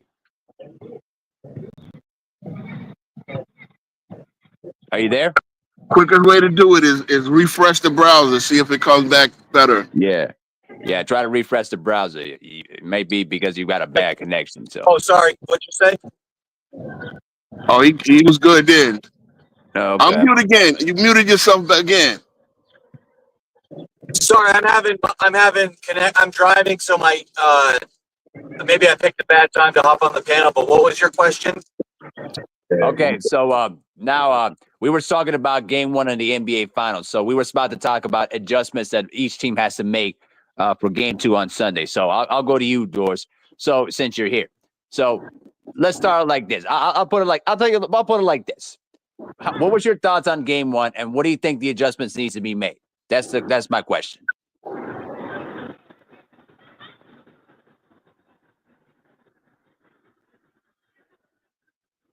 He must have hit a tunnel. He must have hit a tunnel or something because I can't hear nothing. So, Well, I can take the adjustment question because I didn't answer the adjustment question. All right, well then go ahead and take that question. Yeah, real quick. While he gets his. I think OKC should stay the course, realizing that a couple of shots drop, they win. They're gonna, obviously OKC is one of the toughest home courts in the, so they gotta take game 2 now. Don't come out like because I thought, again, I don't want to talk about the other previous series, but if they've done this already now twice, right? They've taken the home court 2 games from 2 teams that was favored over them. So OKC should not, realize what Indiana does, scout them well, be able to don't play their pace, don't play their game, play your game. Hartenstein, you get killed on the rebounds. Hartenstein had 9 points and 9 rebounds in 17 minutes. So you're over adjusting, thinking that he can't stay with Turner or he can't stay with anybody. Chet had all the minutes. He had 6 and 6. Chet has got to have a better game too. That should go without saying. You're gonna get what you're gonna get from SGA, right? 38 points. You're gonna get that. Jalen Williams should play better. Just play your game, and they're gonna do it. Indiana obviously play the style that got you there because you go 2-0. You put a chokehold on the series. It still won't be over because OKC can. Again, they've only lost 18 games, and it's the 19th game they lost all season for a reason. Okay. All right. I dig it. So this guy, BW Warranty Department 101. I actually played against Chet Holmgren years ago when he was in high school. I don't think you would want any of those problems, bro. That dude, Chet Holmgren, actually is much more talented than you realize. He just is playing under a different type of system in OKC that basically predicates to SEA's skill set. But Chet's actually more talented than you realize. So See, I'd be careful with that assessment. people who talk about who played against who, right? Brian Scalabrine came, and there's a guy that goes on my home court who gets viral because he looks like an old cab driver. And he's playing everybody one-on-one, right? He challenges Brian Scalabrine, who was 46 years old now, right? Out of the league a while. And Brian Scalabrine beat him 11 to nothing. And Brian Scalabrine after the game said, "I'm a lot closer to LeBron than you are to me." So anybody saying that you got, these NBA players are bummed, I don't even listen to that talk, because if you make the NBA, you could be the last man on the bench, which Scalabrine was his whole career. He's closer to LeBron than you are to him, unless you play major Division I ball and overseas. He's closer to LeBron and he's closer to Kobe and whoever else you think is the best player in the world than you are to him. You're not on their level, so stop trying to down talk NBA players, because you're only speaking it from a them versus the other greatest players in the world perspective, not you. Mm-hmm. Fair enough. Okay, so I'm gonna say it like this for the adjustments here. I think that what has to happen for the Pacers, they got to take care of the ball better. I think that they need to reduce their turnovers significantly and also continue to dominate the boards. If you're able to dominate the boards, you'll get more chances to score. But also, again, if the Pacers quicken the pace again, I think OKC is going to have issues with it, because they like to play in a certain type of pace where they can pretty much play methodical type of basketball, but they can force turnovers when they get the chance. And I think that getting 10 points off the turnovers is not enough. So I think that they're going to have to do a better job when they get turnovers to take advantage of those opportunities when they get them. I think that the whistles are going to be a lot more different in game 2. I think it's going to be much more of a friendly, much more of a liberal whistle than it was in game 1, where it was conservative. I think that if the OKC Thunder establishes their physicality and starts attacking Indiana's defense, I think they're going to get more opportunities to get to the free throw line, and that's where they feast off the most. But I do think that Indiana is going to play with much more confidence, and they're going to be much more loose because they accomplished what they needed to do. They got the first game in OKC. Now they got pretty much the home court advantage. If they steal game 2, that would be a huge accomplishment, because then you're putting a lot more pressure on an OKC team that has seen some pressure before in these playoffs, but not this kind of pressure, especially in a bigger stage like the NBA Finals. So I think what's going to have to happen, I think that OKC just needs to continue to play, the regular rotation and not make too many, unnecessary adjustments. Just be more physical and then basically take it to Indiana. That's where I tend to think. I still got OKC in 6 games, but it's going to be a lot more closer than people realize. It's going to be very competitive. Same here. I think they still have the advantage of point guard, because SGA played better than Holly last night. Remember, before the shot, Holly only had 12 points. Holly is one of those guys. He go, again, his assist is always going to be there. What he's going to give you scoring wise is up and down. You know what I'm saying? Like, he can get 30 and he can get 6. Again, I was a little overconfident because the second game of the season we held them to a donut as my Knicks. You know what I'm saying? Well, the thing of it is that they won, and him and Siakam didn't have good games.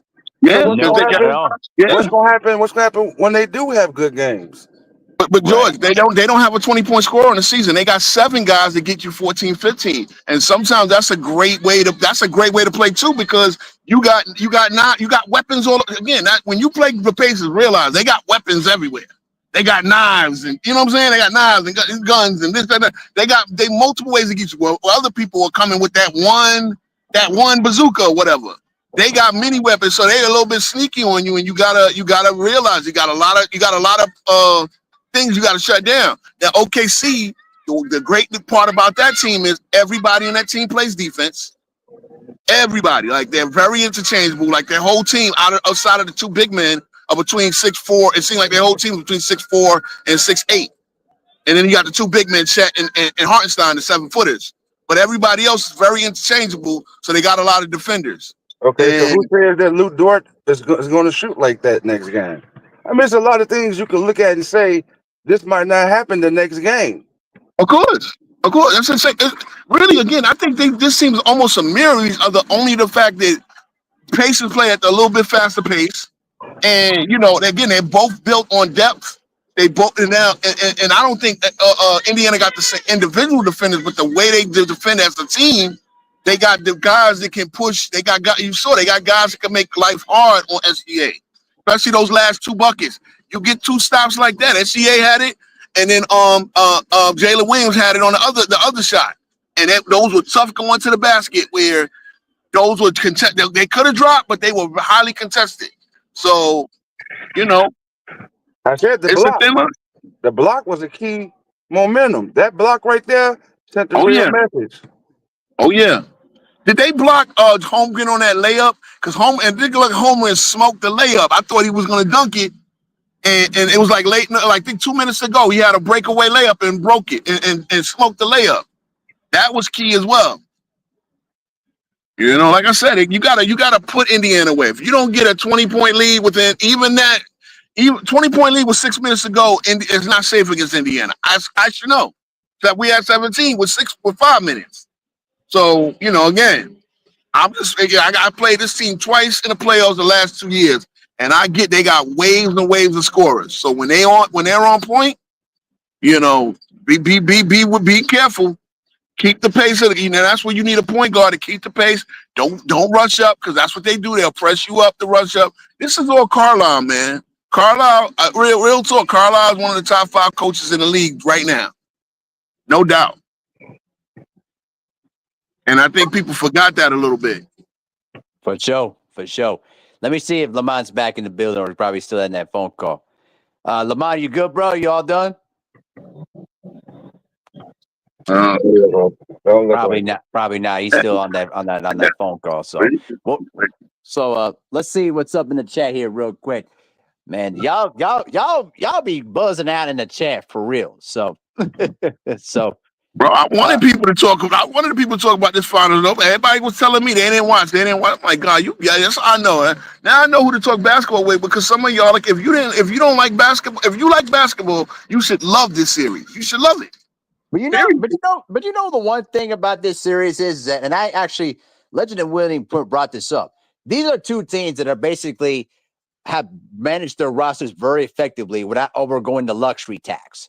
They're basically lower. They're lower. Their first class, first class apron type teams, where they pretty much didn't have to spend that much at all. They just maneuver the rosters very effectively without having to spend that much money on them.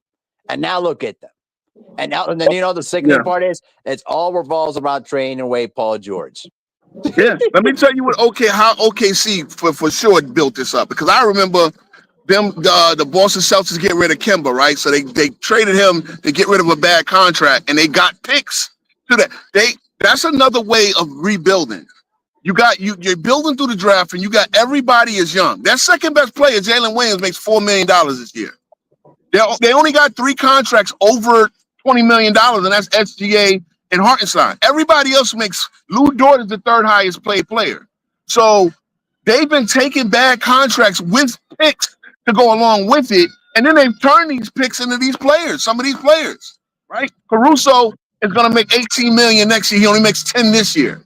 So that's a way of. They've done it strictly through the draft, and then because they were at the salary floor, they had to. They took bad contracts so they could get over the salary, because in the collective bargaining agreement, you have to have at least a certain amount of payroll. You can't just keep that money and save it under the cap. You can't do like baseball and have a $30 million in the same division with the Yankees. You got to spend at least 130, 140 million, something like that, right? So they would take bad contracts, expiring contracts, just to get on that, and then they got more draft picks. That's a way of building your team. And now, again, they're the second youngest team to make the finals since 1955. That's crazy. They're young. Everybody's on good contracts. That's why they are where they are right now. And Indiana's a little bit different, but yeah, Indiana didn't go out and make no big splashes or get no giant superstar. They just kept finding pieces, you know. And the best part is, and I think I've also brought this up too. It was basically these rosters were built on the trades of Paul George, but more importantly too, when you look at this, when you look at the Clippers trade with Paul George and OKC, it's gonna go down as like a Herschel Walker type trade, because that trade really set the precedent of what we're seeing now. Hey, Lamont, let me ask you this question. They'll send you back. Do you think that the Paul George maneuvering really set the table for this series, for the future of both of those franchises? Because both of them franchises have done a great job of going, basically not succeeding over the luxury tax and building their rosters effectively through the draft and smart free agency signings. Yeah, no. You are right.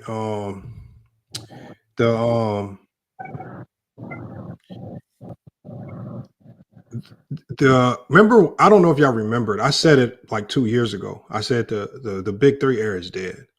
Like I was about to point that out, because I was going to point this out. Super teams are no longer existent anymore, because you can't just put together 3 stars anymore and then a couple of role players. You have to construct your players to the talents of what you have.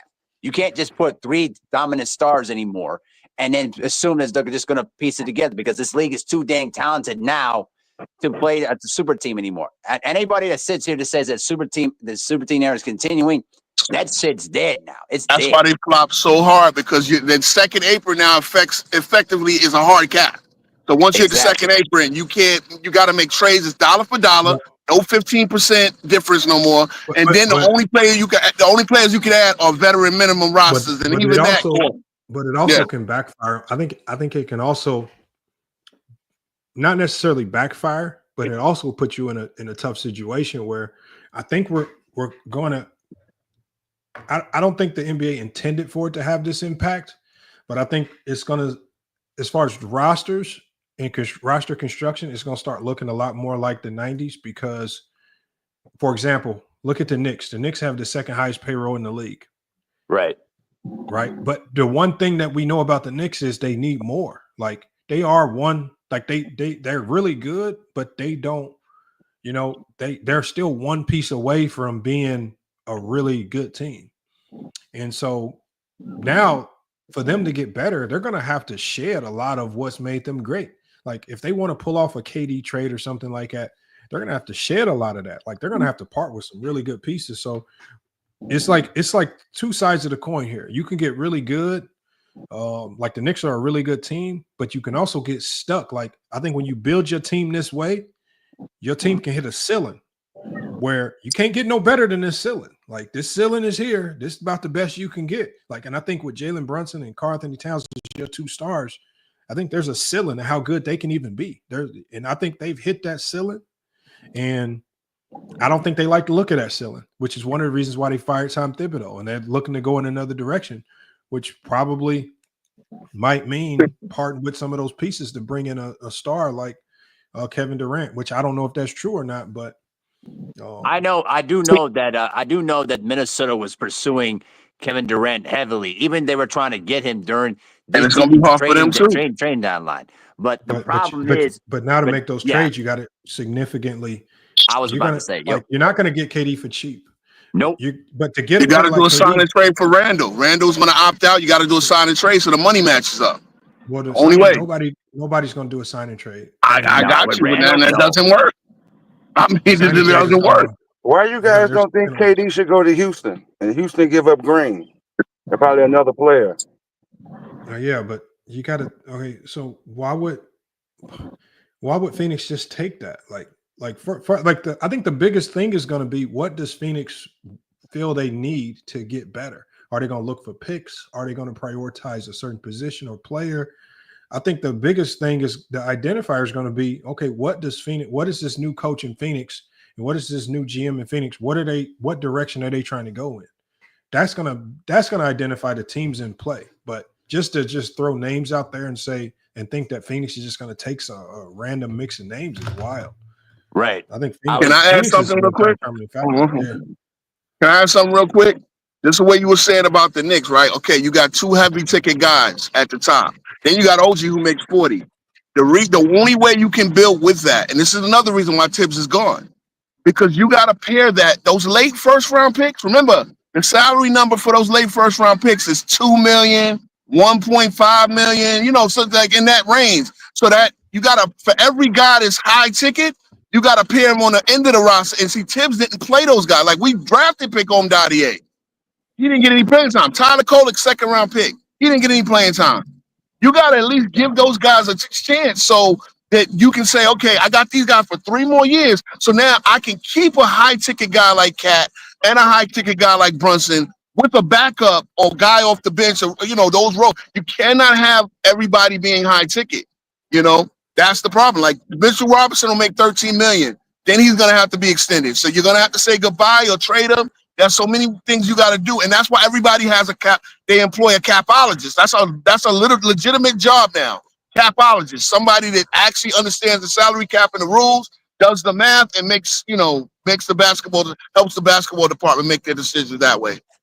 Yeah, but here's the problem with that. Like, as bad as you want to play, like, for example, when you look at the Knicks roster, I mean, if you're in the middle of the playoffs and you're trying to win a series that sends you to the NBA Finals, do you know how hard it is if you're a head coach to look down that bench?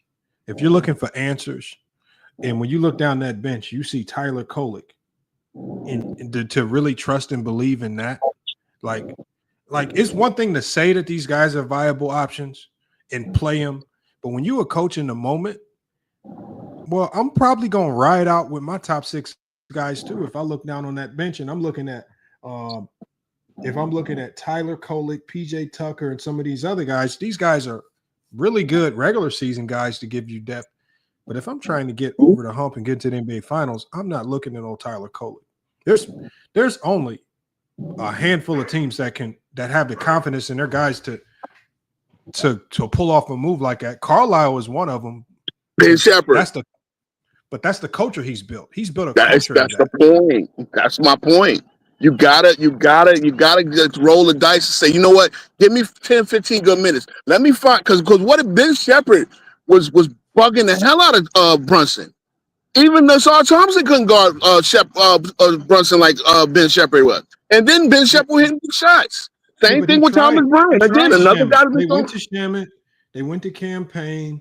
Yeah, he played good. They Campaign went to DeLon Wright. I mean, how much deeper on the bench you want him to go? All the way, because that's what Carlisle was doing. That's what OKC does, and that's why they're in the final. That's the problem. See, that's the thing. In the league as it is today, you cannot copycat if your system and your style is not, if it's not ingrained to the core where this is how you're gonna play to win. You can't go from playing 6 guys the majority of the game to when you get to the conference final, well, shit, fuck it. We just gonna throw some guys in. Like, man, I'm not trying to. Like, Tibbs has been like this his whole, like, Tibbs. I don't think it's Tibbs' fault. I think the Knicks lost because old girl was right. Becky Hammond, but he's second for his thing. Did Becky Hammond? No. Just come to the realization is this right here, my guy. What Jalen Brunson showed you why Becky Hammond was right. When you have a guard that small as your best player in these high leverage moments, when the going gets tough, that shit ain't gonna work. 140 points in the fourth quarter it still leads the NBA playoffs in fourth quarter points. I know. See, tough, it's like for every. I get it. Go ahead. Hold on, y'all were playing the Indiana Pacers in the conference finals. This should have been a shoe-in for the Knicks to be in the NBA finals. Right. And we go back to Carlisle coaching them. And y'all run into an Indiana Pacer team that's playing like a souped-up AAU team at a relentless pace. And y'all ran out the gym because y'all got a miniature best player. That's not what happened, though, Lamar. That is why y'all lost. We blew. Your First of best all, player, we 5'11". blew again. Okay, first of all, we blew again that Brunson shouldn't even have been in because we got the 17-point lead without Brunson. He shouldn't even have been in. He became a defensive liability because of the 5 fouls he had. You know what I'm saying? Like, I get what you're saying, but that's too simplistic a narrative, especially when he's the leader in fourth quarter scoring. You lost because your best player is miniature. When it mattered most. And my second is 7 foot. So then, guess what? Pivot. Get more. As I was saying, get more plays for Cat. No, your point guard wasn't being a point guard. That's another truth. I agree with George. You know what, George just said it best. I agree with George though. One right now. Here's the number one thing. When your point guard is your leading scorer, it's already going to be tough. It's hard because now you're stalling out, guys. I want y'all to think about, especially versus the Pacers, how the Knicks offense looked when Brunson was off the court. When the Knicks would make runs and the offense would be flowing and Bridges would get going and OG would get going, Brunson would be on the bench when that happened. That mid-range was a killer. Brunson would dribble 6-7 seconds off the shot clock, just all the time. Yeah, correct. I've said this all season. I've got videos saying the same thing. I said it coming into the playoffs. That's because he's a miniature guard. Yeah, but no. It's because he over dribbles and we play at a slower pace. Now, again, I want another coach who changes that. He over dribbles because he's a small guard. Why does Tyrese Halliburton not have to dribble the ball out? Dribble the ball for 10 seconds before his season opening? Because he's a big guard. Hold on a minute. Make a play. Y'all weren't saying that when the Knicks beat what's the name? I was saying it. And I said we beat them anyway. Look, like I told you, I got videos. Again, you can subscribe to me. I know it's probably a long listen, but I got videos saying the same thing. We won in spite of it. We won because we battled out in the fourth quarter. That's why we won. We won because we rebounded a little bit better. There are reasons why we won, but then there's reasons why we are susceptible to getting beat by a team like Pacers. So that's what I'm saying. You got to have a coach. You got to have a coach that coaches all angles because, as much as this is a copycat league, there are slight differences where you got to make adjustments right here. Tibbs is not an in-game coach. He's a good preparer. The team is in great shape, and they know their game plan. He's a defensive coach. And guess what? We were mediocre defensively. And I know y'all going to blame that on Cat and Brunson, but guess what? A good coach can hide bad defenders. We know that. No, he can't. With Cat, when they got Mitchell Robinson, we actually played better. King Rowe. Go ahead. The hardest thing on the basketball court to do is to hide people. Very true. It's hard, bro. It's hard, bro. You know how easy it is in the league today to get a matchup you want? I can get any matchup I want in 2.2 seconds. With that pick and roll, try to hide people all you want. There's only so much hiding before your defense completely falls into the garbage can.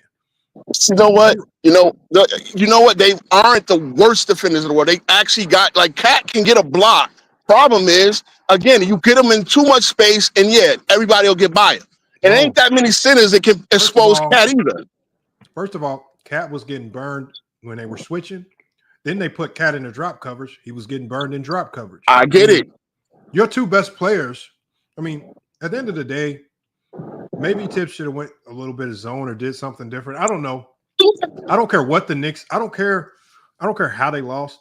The Knicks should have won that series. I agree. I agree, and I believe the coach got out coached. No, he didn't get out coached, bro. One, I think I can take a little bit of the hit. One, I just think we didn't watch enough Pacers basketball. Got it. I did. Indiana right now. He told me. I called him up. He says, "You ain't been watching Pacer basketball." He said, "We've been saying this all year in Indiana." He says, "We knew how good they were." He says, "Y'all didn't know. Y'all don't watch." And he's right. It took me having to watch. I watched them first. I watched them versus Cleveland. When I watched them versus Cleveland, I'm like, I don't know if this is. Well, I watched them versus Milwaukee, and I'm like, well, Milwaukee beat up and injured. When I watched them versus Cleveland, I'm like, well, man, they is beating the life out of Cleveland. What the hell is going on here? No Garland. Then I watched them versus the Knicks. These motherfuckers go up 2-0. I said, oh, shit. See, they surprised you, not me. I saw them last year. I know what they do. Like Bro, been watching them anybody intensely. that acts like they were not surprised by the Pacers this year, you're lying, man. Yeah, because at the beginning of the year, nobody saw that coming. Bro, nobody The saw way they this were shit playing, coming. Nobody Them saw it coming motherfuckers- because That's people were the problem. calling Tyrese Halliburton overrated, but the fact is he was still battling those hamstring injuries from last season. Bro, nobody saw this shit coming. Not nobody saw See, that. again, you saying nobody. What I lost to them last year, and I saw, and again, I know that they score a lot. That's one thing. They are an elite offensive team. Now, what I didn't know they had in them is that pressure defense, and that pressure defense actually puts them on a championship level. Bro, it's not even real pressure defense, bro. They're throwing fake defense out, tricking y'all. Okay, I get it, but it works. It worked last night. It worked against a 68-14 team. No, So it works against the against- team. It worked against the youngest team in NBA, an inexperienced Okay, team. they still went 80-18 coming into the like. Are we going to give OKC again? So are we at the? Do you agree with there's no great teams then? No, what I'm saying is this. No, OKC is a great team, but they're Okay. inexperienced. They lost that game. They got outscored in the last 9 minutes, 33-16.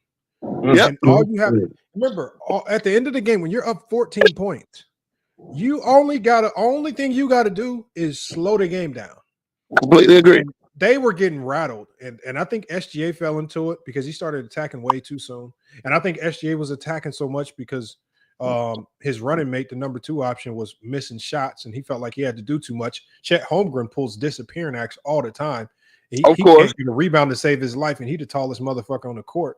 I mean, really, the 2 best players on the court yesterday was SGA and Caruso. Really, Mm-hmm. and if it wasn't for some rainbow threes from Lou Dort, I mean, this score might look kind of nasty because Lou Dort, him and his 5 threes is what really was giving a little bit of saving grace to OKC. But like what I saw from the Pacers yesterday, I had seen it enough all throughout this playoffs. If you've been watching the Pacers all throughout this playoffs, what you saw yesterday did not surprise you. You know who made a big 3 last night? Who made the one before Halliburton shot? Nembhard. The nastiest shot this year that I've ever seen. One of the most gutsiest, ballsy shots that I've seen. I'm talking about in his eye. That's like a in the park. We've been talking trash all game dagger, man. That motherfucker hit him with a 1-2 step back, and that motherfucker was all net. I said, God. You talking about Nembhard, right? Yeah. Yes. Top of the Okay, now guess what Nembhard did last year to my Knicks in game 3 where we could have went up 3-0. He hit the same shot, only it wasn't a step back. He hit it from 30 feet. So again, like I'm telling you, I've seen this already. I'm talking Nembhard. We were up 2-0, sir, in game 3. But I don't look. I know you want to make a passion plea for the Knicks, but them motherfuckers is gone, man. Okay, again, I'm telling you is I saw it. I knew that Indiana had this in them. Bro. That's all I'm saying. Because again, y'all are learning who Nembhard is. Look, I'll give it to you. Maybe you definitely saw it. I'm sure. Maybe you pay attention a little bit. I'll give it to you. I'll give you credit for that. But I'm saying right now, like for example, like when I saw Neesmith in the mentality that he had at the end of the game, just basically taking the ball in the ISO, going right at SGA, and then hitting a dagger 3. Yes, He's sir. done that before. Into that lead. When I saw him make that shot, I said, Carlisle is probably the best coach in the NBA because he don't take that shot unless he's had a green light that's been instilled in him all year long. Like you shoot that shot with confidence when your coach is behind you and is willing to live or die with any shot you take. And when I see him take that shot, I said that's all Carlisle. Like Carlisle might be the best coach in the league. Guess what? Nembhard, Neesmith is a 50-40-90 player. That's why I had to slip that in. He's 50. Anybody that's 50-40-90, you give him a green light because that is the epitome of efficiency.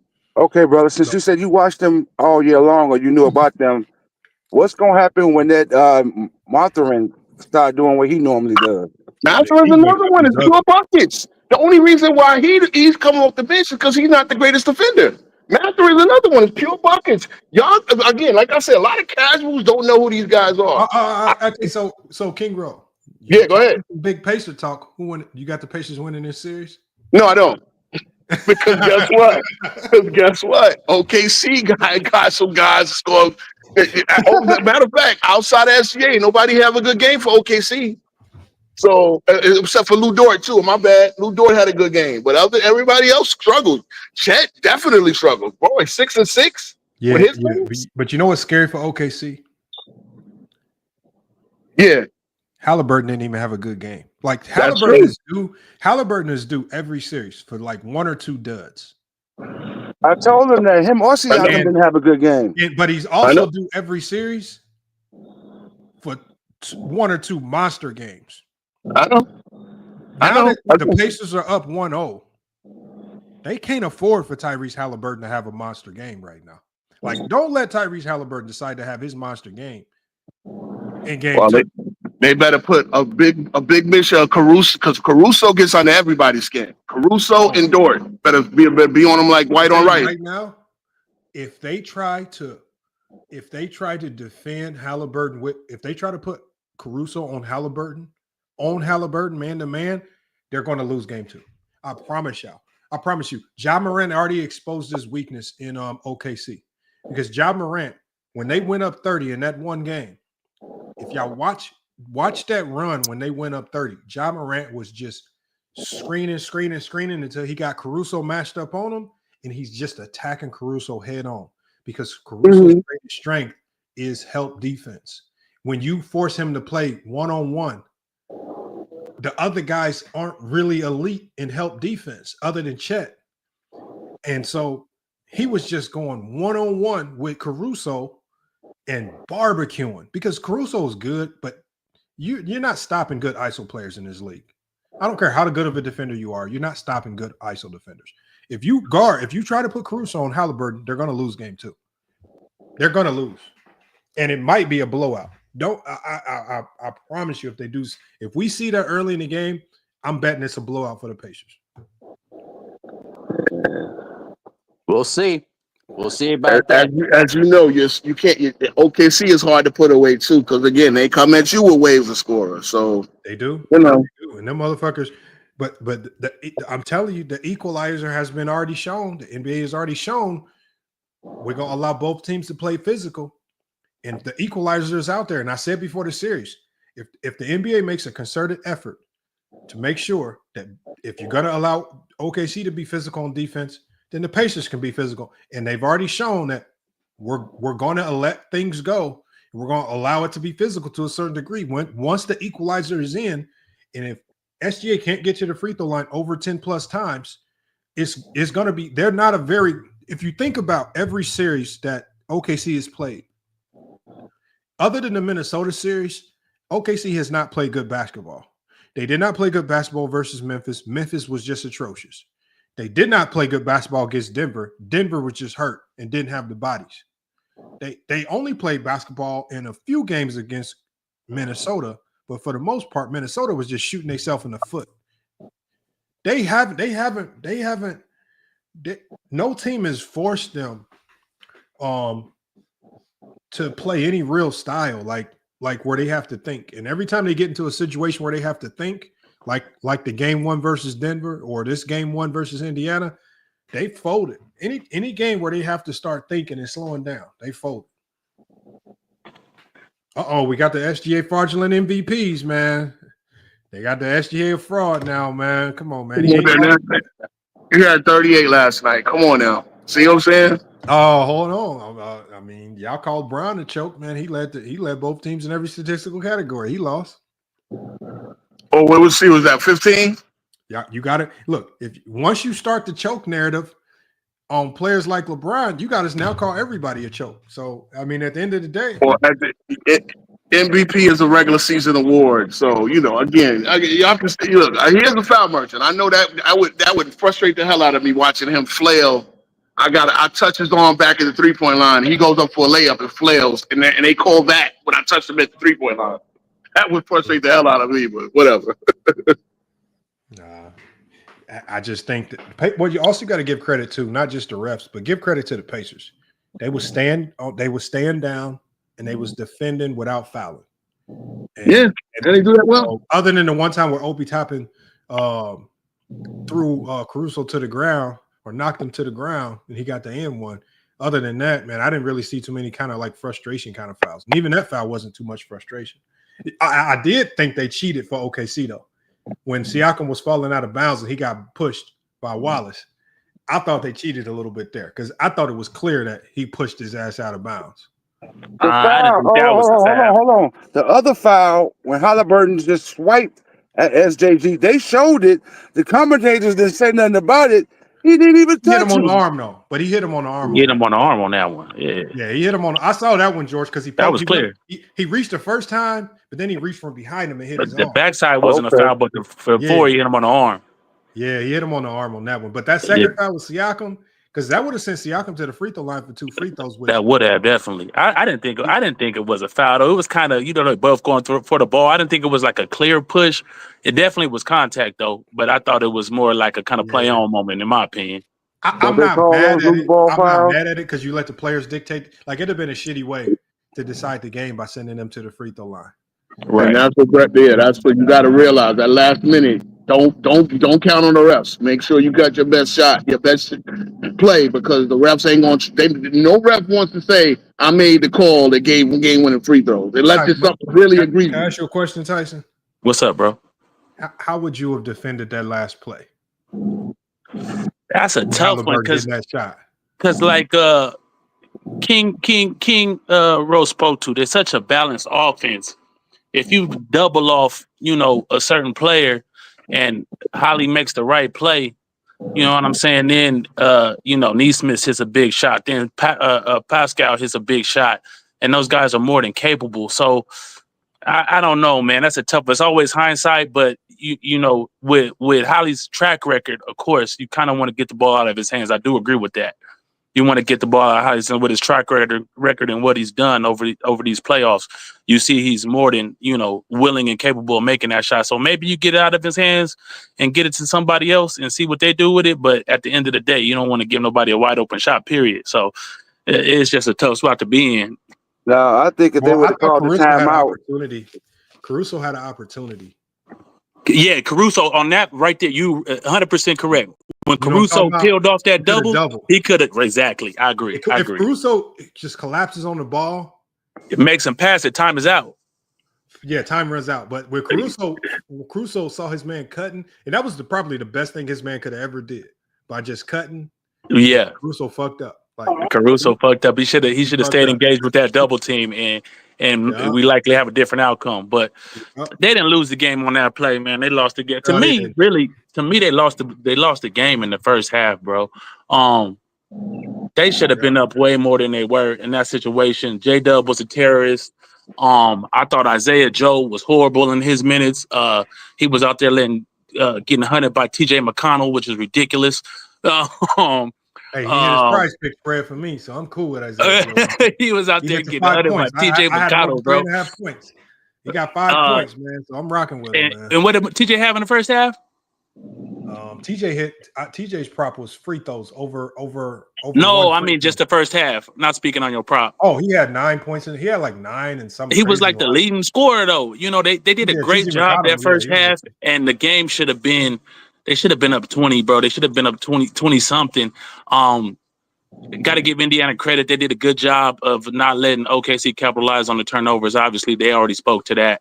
But 19 turnovers, and I don't know what they had off of those turnovers in the first half. I know it was only like 11 total for the game off of turnovers, 9 fast break points with all those turnovers, and a lot of them, some of them were dead ball. I understand that, but at the same time, OKC's offense with J-Dub was a terrorist out there, bro.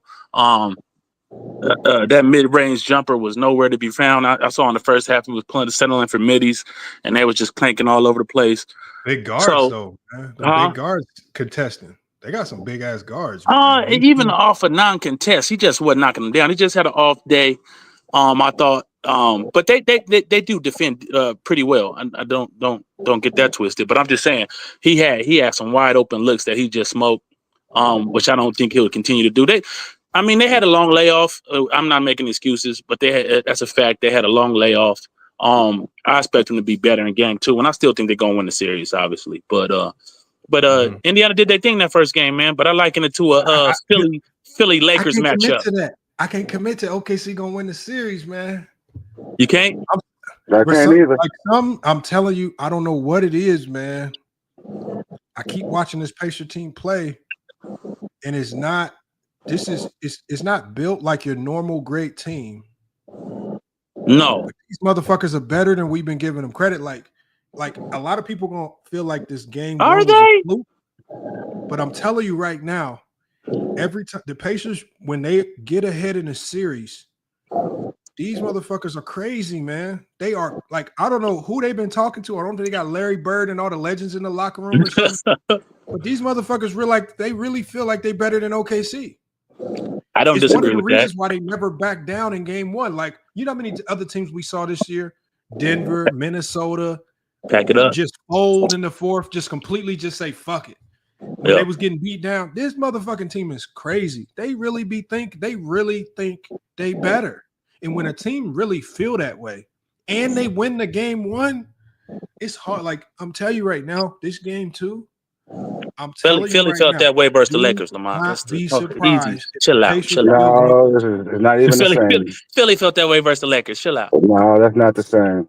You could put 130, 140 on the board easily. That's the Pacers. You should feel confident. If you could put, your best offensive game and you hitting on all cylinders, you could put 120, 130 on the board. You play at your pace. They feel, like I said, you got to knock them boys out. They're not going to go away. I agree with that. I agree with that. But I just think, OKC, man, that first half was, the defense was excellent. The offense was horrible, bro. So and we giving credit to Indiana for their defense. Are we giving OKC credit for their defense and what they did the first? Did they take their foot off the gas? Did they get complacent? I don't credit OKC defense though. That's the crazy thing about the first half. Okay. I'm just saying. Was that the real game, or was that fourth quarter the real game? You feel me? Yeah, but think about OKC's defense this game, especially in the first half.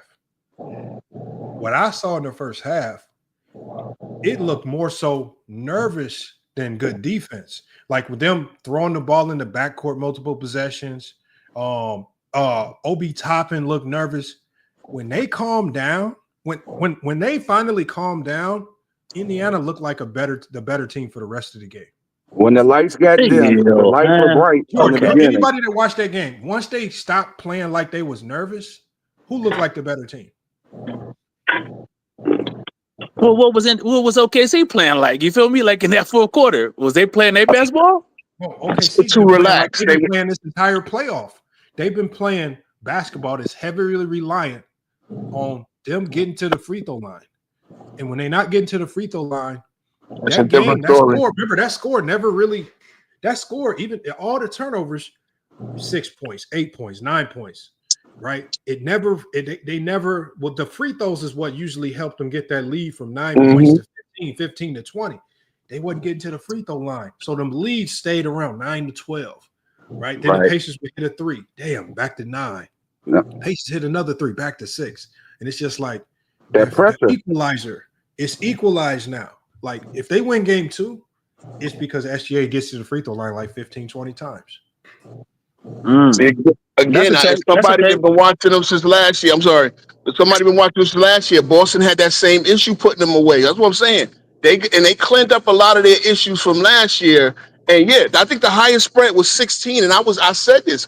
OKC, if y'all don't get it up to 20, they are going to be dangerous at the end of the game. I said it live. Bro, we all literally who was not watching that game thinking like, damn, the Pacers can really come back. I'm looking at it like 3 minutes to go, and I'm saying to myself, I think the Pacers can win this game. I agree with that. I agree with that 100%. It was because they never, they didn't hit the dagger. They never put the dagger in them. They never, pushed that lead. The Lou Dort block and layup by SGA, that typically is the dagger for most teams. That's what Here's the problem. The Pacers going to give you about another 6-7 possessions. It's not a normal team. Because the Pacers can get 7 possessions in a couple of minutes, like easily, and hit 3 like every time.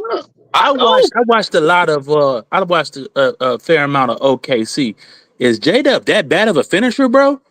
Nah, he's a good finisher. I don't know. He looked That's a good horrible. question. No, that's a good question because he sells some layups. He be smoking them. He will smoke, especially if they contest it. Yes, that's what I mean. Of course, he making uncontested layups, but if they contest a layup, this dude don't look comfortable. This dude be throwing up crazy shots at the rim. I'm like, what are you doing, my guy? With layups contested, shit. Wow. I think smoke a layup at the end of that game, wide open with a little bit of contest. Yeah. Smoking it. Yeah. I mean, remember he's 6'5". He looks like he would be taller, but he's only 6'5", and he plays a little bigger than his height. He does. When he got that jump block, I bet he thought he was a little taller there. That motherfucker got rejected. But he's still a nice player, man. He's only 23 himself. That layup he did when he got blocked by Turner, I was like, what the fuck was that? Well, look, Turner is one of the league shot blockers in the game. No. I agree 100%. But he didn't even like try to adjust. He just like gave the ball to him. Like, what do you know who Turner is? Like, I'm just going to run right to him and just get a ball. I was like, bro, come on, man, give him a little euro, give him something. Where's your layup package at, bro? I saw Giannonobi do the same thing. Yeah, Turner's the guy that will change a shot. One of them people that went to That's bed. that. That was probably the craziest thing you could do, man. He went to bed, missed the end of the game. I bet bro. Well, imagine if you had a bet on the game and you go to bed when they up 15 and you wake up. Oh shit. Have y'all not learned? And see, that's one thing I say about today's game, Lamont. 15-point, 20-point leads are not safe because of the 3-point shot and because of the way they run. You can get up the floor in 3-4 seconds. No. King Rowe. Okay. 20-point lead is safe than a motherfucker, man. If you jacking off 20-point leads, y'all stupid as hell, man. Most teams that be jacking off these leads is because you done fell into some dumb shit. Like, you don't just lose 20-point leads because other teams are making threes. So why is everybody surprised that Boston did it twice, the defending champions? What you mean? Boston did it twice in game 1 and game 2. Everybody's surprised. We've been saying this whole year that Boston has one of the weirdest, sorriest offenses in the NBA. Okay, I'm glad you agree. I'm glad you agree because I've been saying it. But everybody's been saying that. You act like the whole world been talking about that. The biggest indictment on the Boston coach is been his offense. They struggle with that. And it's all about analytics for him. Think about it like this. Whenever your team is too heavily reliant on something. So, for example, Boston, what are they heavily relying on? The 3-ball. OKC, what do they heavily rely on? The free throws. What does the Pacers rely on to win games? Them motherfuckers don't rely on shit. Nah. Them motherfuckers set the record for turnovers and still won the game. What do they rely? They ain't relying on shit. They rely on pace, you know what I'm saying? Pace of play, those type of things. But they do a lot of drive and kick on offense. If you shut down those penetration lanes, I think they struggle in the half court. But yeah, every team relies on something. I agree, but yeah, they're balanced offense. I do give you that. I don't know, man. The scary part about this is we know who's going to give you 30 for OKC. We don't have any clue who on the Pacers might give OKC 30 next. It might not be nobody. That's the thing. Like, we don't know. Like, they don't know if Neesmith going to have the big game, Halliburton, Siakam, Nimberhard.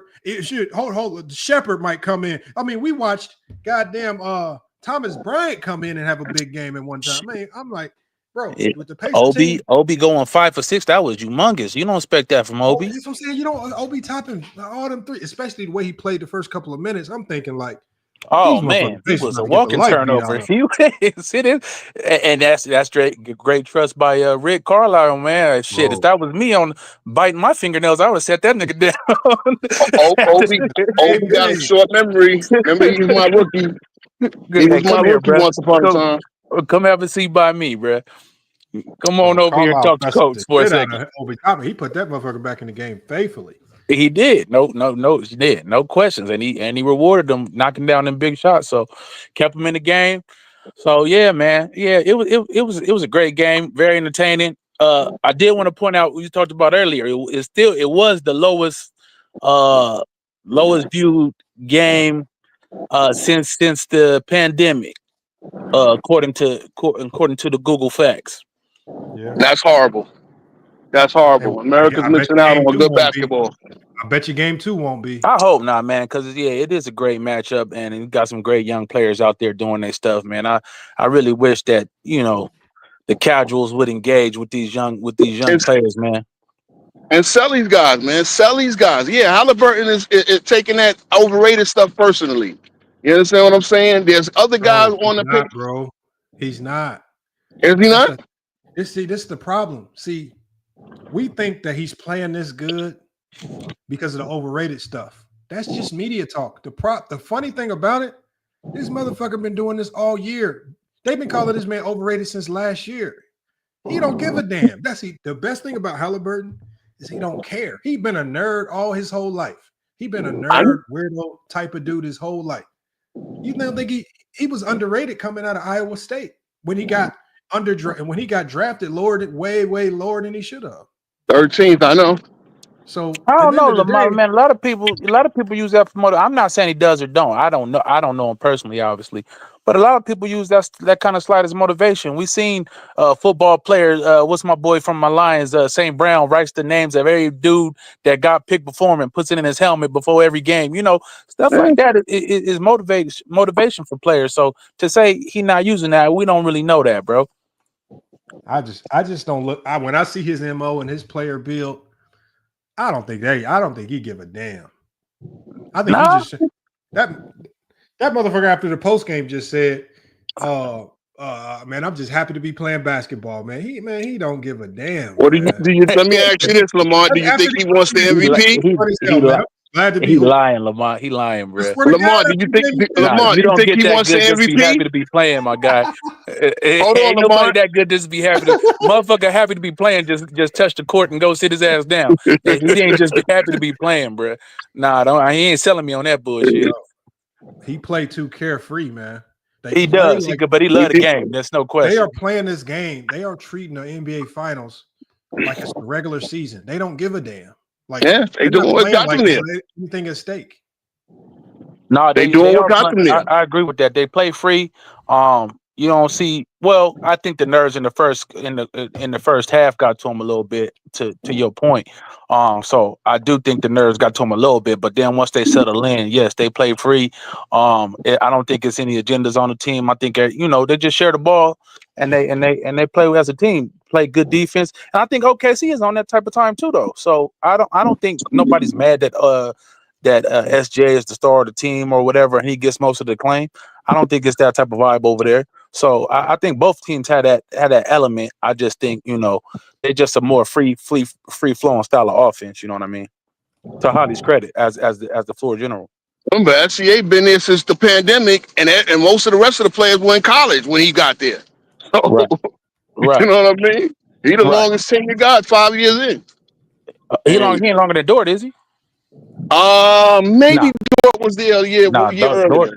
Dort, I think Dort was there a year earlier. Or it might have been on the same time. Might have been the same time. Yeah. Don't quote me on that. Yeah. Either way, ain't got no 30-year-olds, no, I mean, yeah.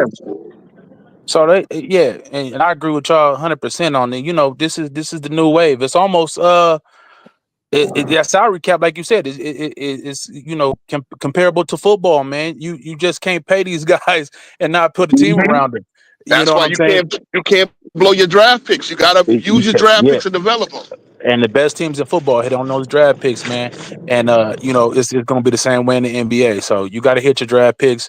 You got to let these dudes play. You got to get them out there. You got to get them experience. So like Lamont said earlier, he look at the end of the bench and see these names, but you would have knew what they were if they got more playing time in the regular season. You feel me?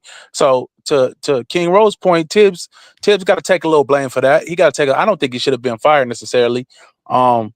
But that's the way the NBA. Somebody got to take the blame. My boy, I'm a Suns fan. My boy, Monty Williams took the blame, even though we went to the finals. You know what I'm saying? So but be careful what you ask for, because you might get a terrorist as a coach, and the whole thing go the other way, Kings, bro. Came You know down what I'm to your saying? two best players. I think when you get down to this level, if you talk about regular season game, I get it. But when we talk about winning in the conference finals, I think that comes down to your best players, and your best players got to go be the best players. And when you look at the Pacers, their top 5-6 guys came out and were the top 5-6 guys. And when you were the Knicks, I mean, no, I don't disagree with that, Lamar. It's on the players. I agree. He's a small guard. They just made life hell for a small guard. And he's a horrible defender too. Boy, they made hell for him. Like when you're small, like when you're like in basketball, the unfortunate reality is that when you're taller, a lot of shit just becomes much easier. Oh, 100%. 100%. And when you're smaller, you get targeted on offense, you're going to get targeted on defense, and like it just makes life hell for you. And I think it just comes down to what Becky Hammond said. When your best player is 5'11", 6-foot guard, I mean, good luck. Just good luck. I mean, they got to be exceptional. They got to be exceptional, and you got to put the right team around them. Like if you're not going to put defensive pieces around those guys and you know what I'm saying, allow them to get exploited without being able to help and rotate properly, then of course it's going to cause issues on your team. So as great as he is as a player offensively, you gotta put the defense around him to make that work. You gotta supplement your best players' weaknesses. That's at the end of the day, that's the name of the game to me. You know what I mean? Think that the Knicks got enough money to throw at Mark Jackson? Hold on, say that again. Do they want Mark Jackson? I said, did you think the Knicks got enough money to throw at Mark Jackson? Who said his name? Bro, they're gonna go get Jay Wright. That's what New York fans want. They're gonna go get Jay okay. Wright. Okay. No, New York fans want Jay Wright. They're gonna get Jay Wright. That's the boy out of where's he at? Yeah, he was at Villanova. He retired. Villanova coach. Yeah, there you go. Okay. He stepped down. He got tired of the bullshit with the NIL. How you feel about that? I don't know. Putting your trust in a legendary college coach. I don't know. The NBA is a different beast, but it might work. I don't know. I don't know. We've seen that fail. We've seen that, we've seen that be successful, but I think we've seen it fail more times than not. Am I right?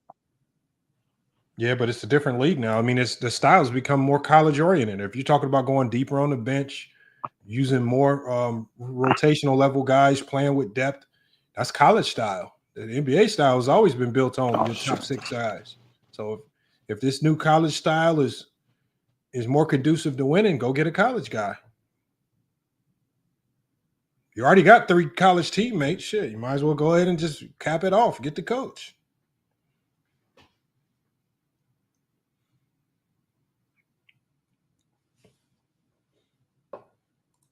We got Sean Holman. Sean Holman says New York want a more lenient coach from what I read. Tibbs was too hard-nosed, according to some folks. I don't know, man.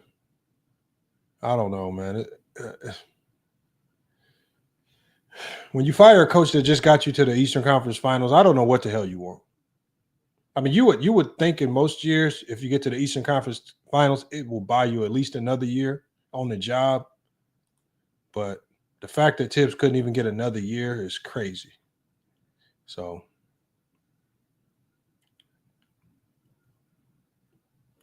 yeah, but the problem warranty department is that they got the second highest salary in the NBA. I mean, the only way they can bring in another player is they got to get rid of Cat. They got to trade Cat. They're going to have to lose something. OG, some of them, they're going to have to give up something.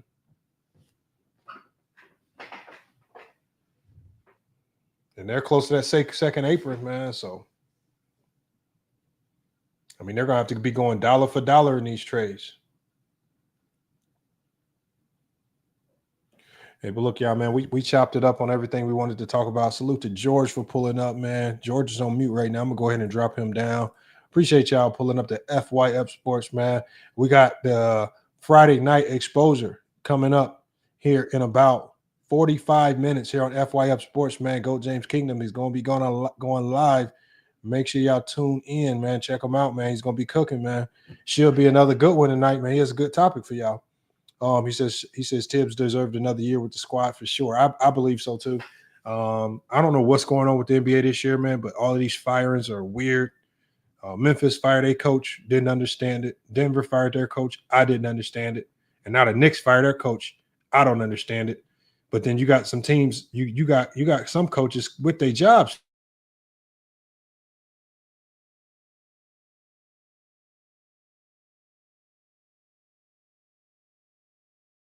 Still, you know, if anybody had a reason to fire their coach, it would have been Boston.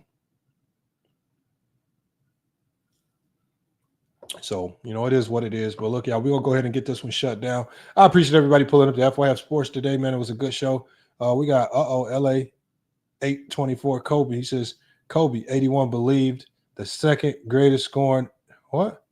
81 unbelievable, the second greatest scoring ever in NBA history.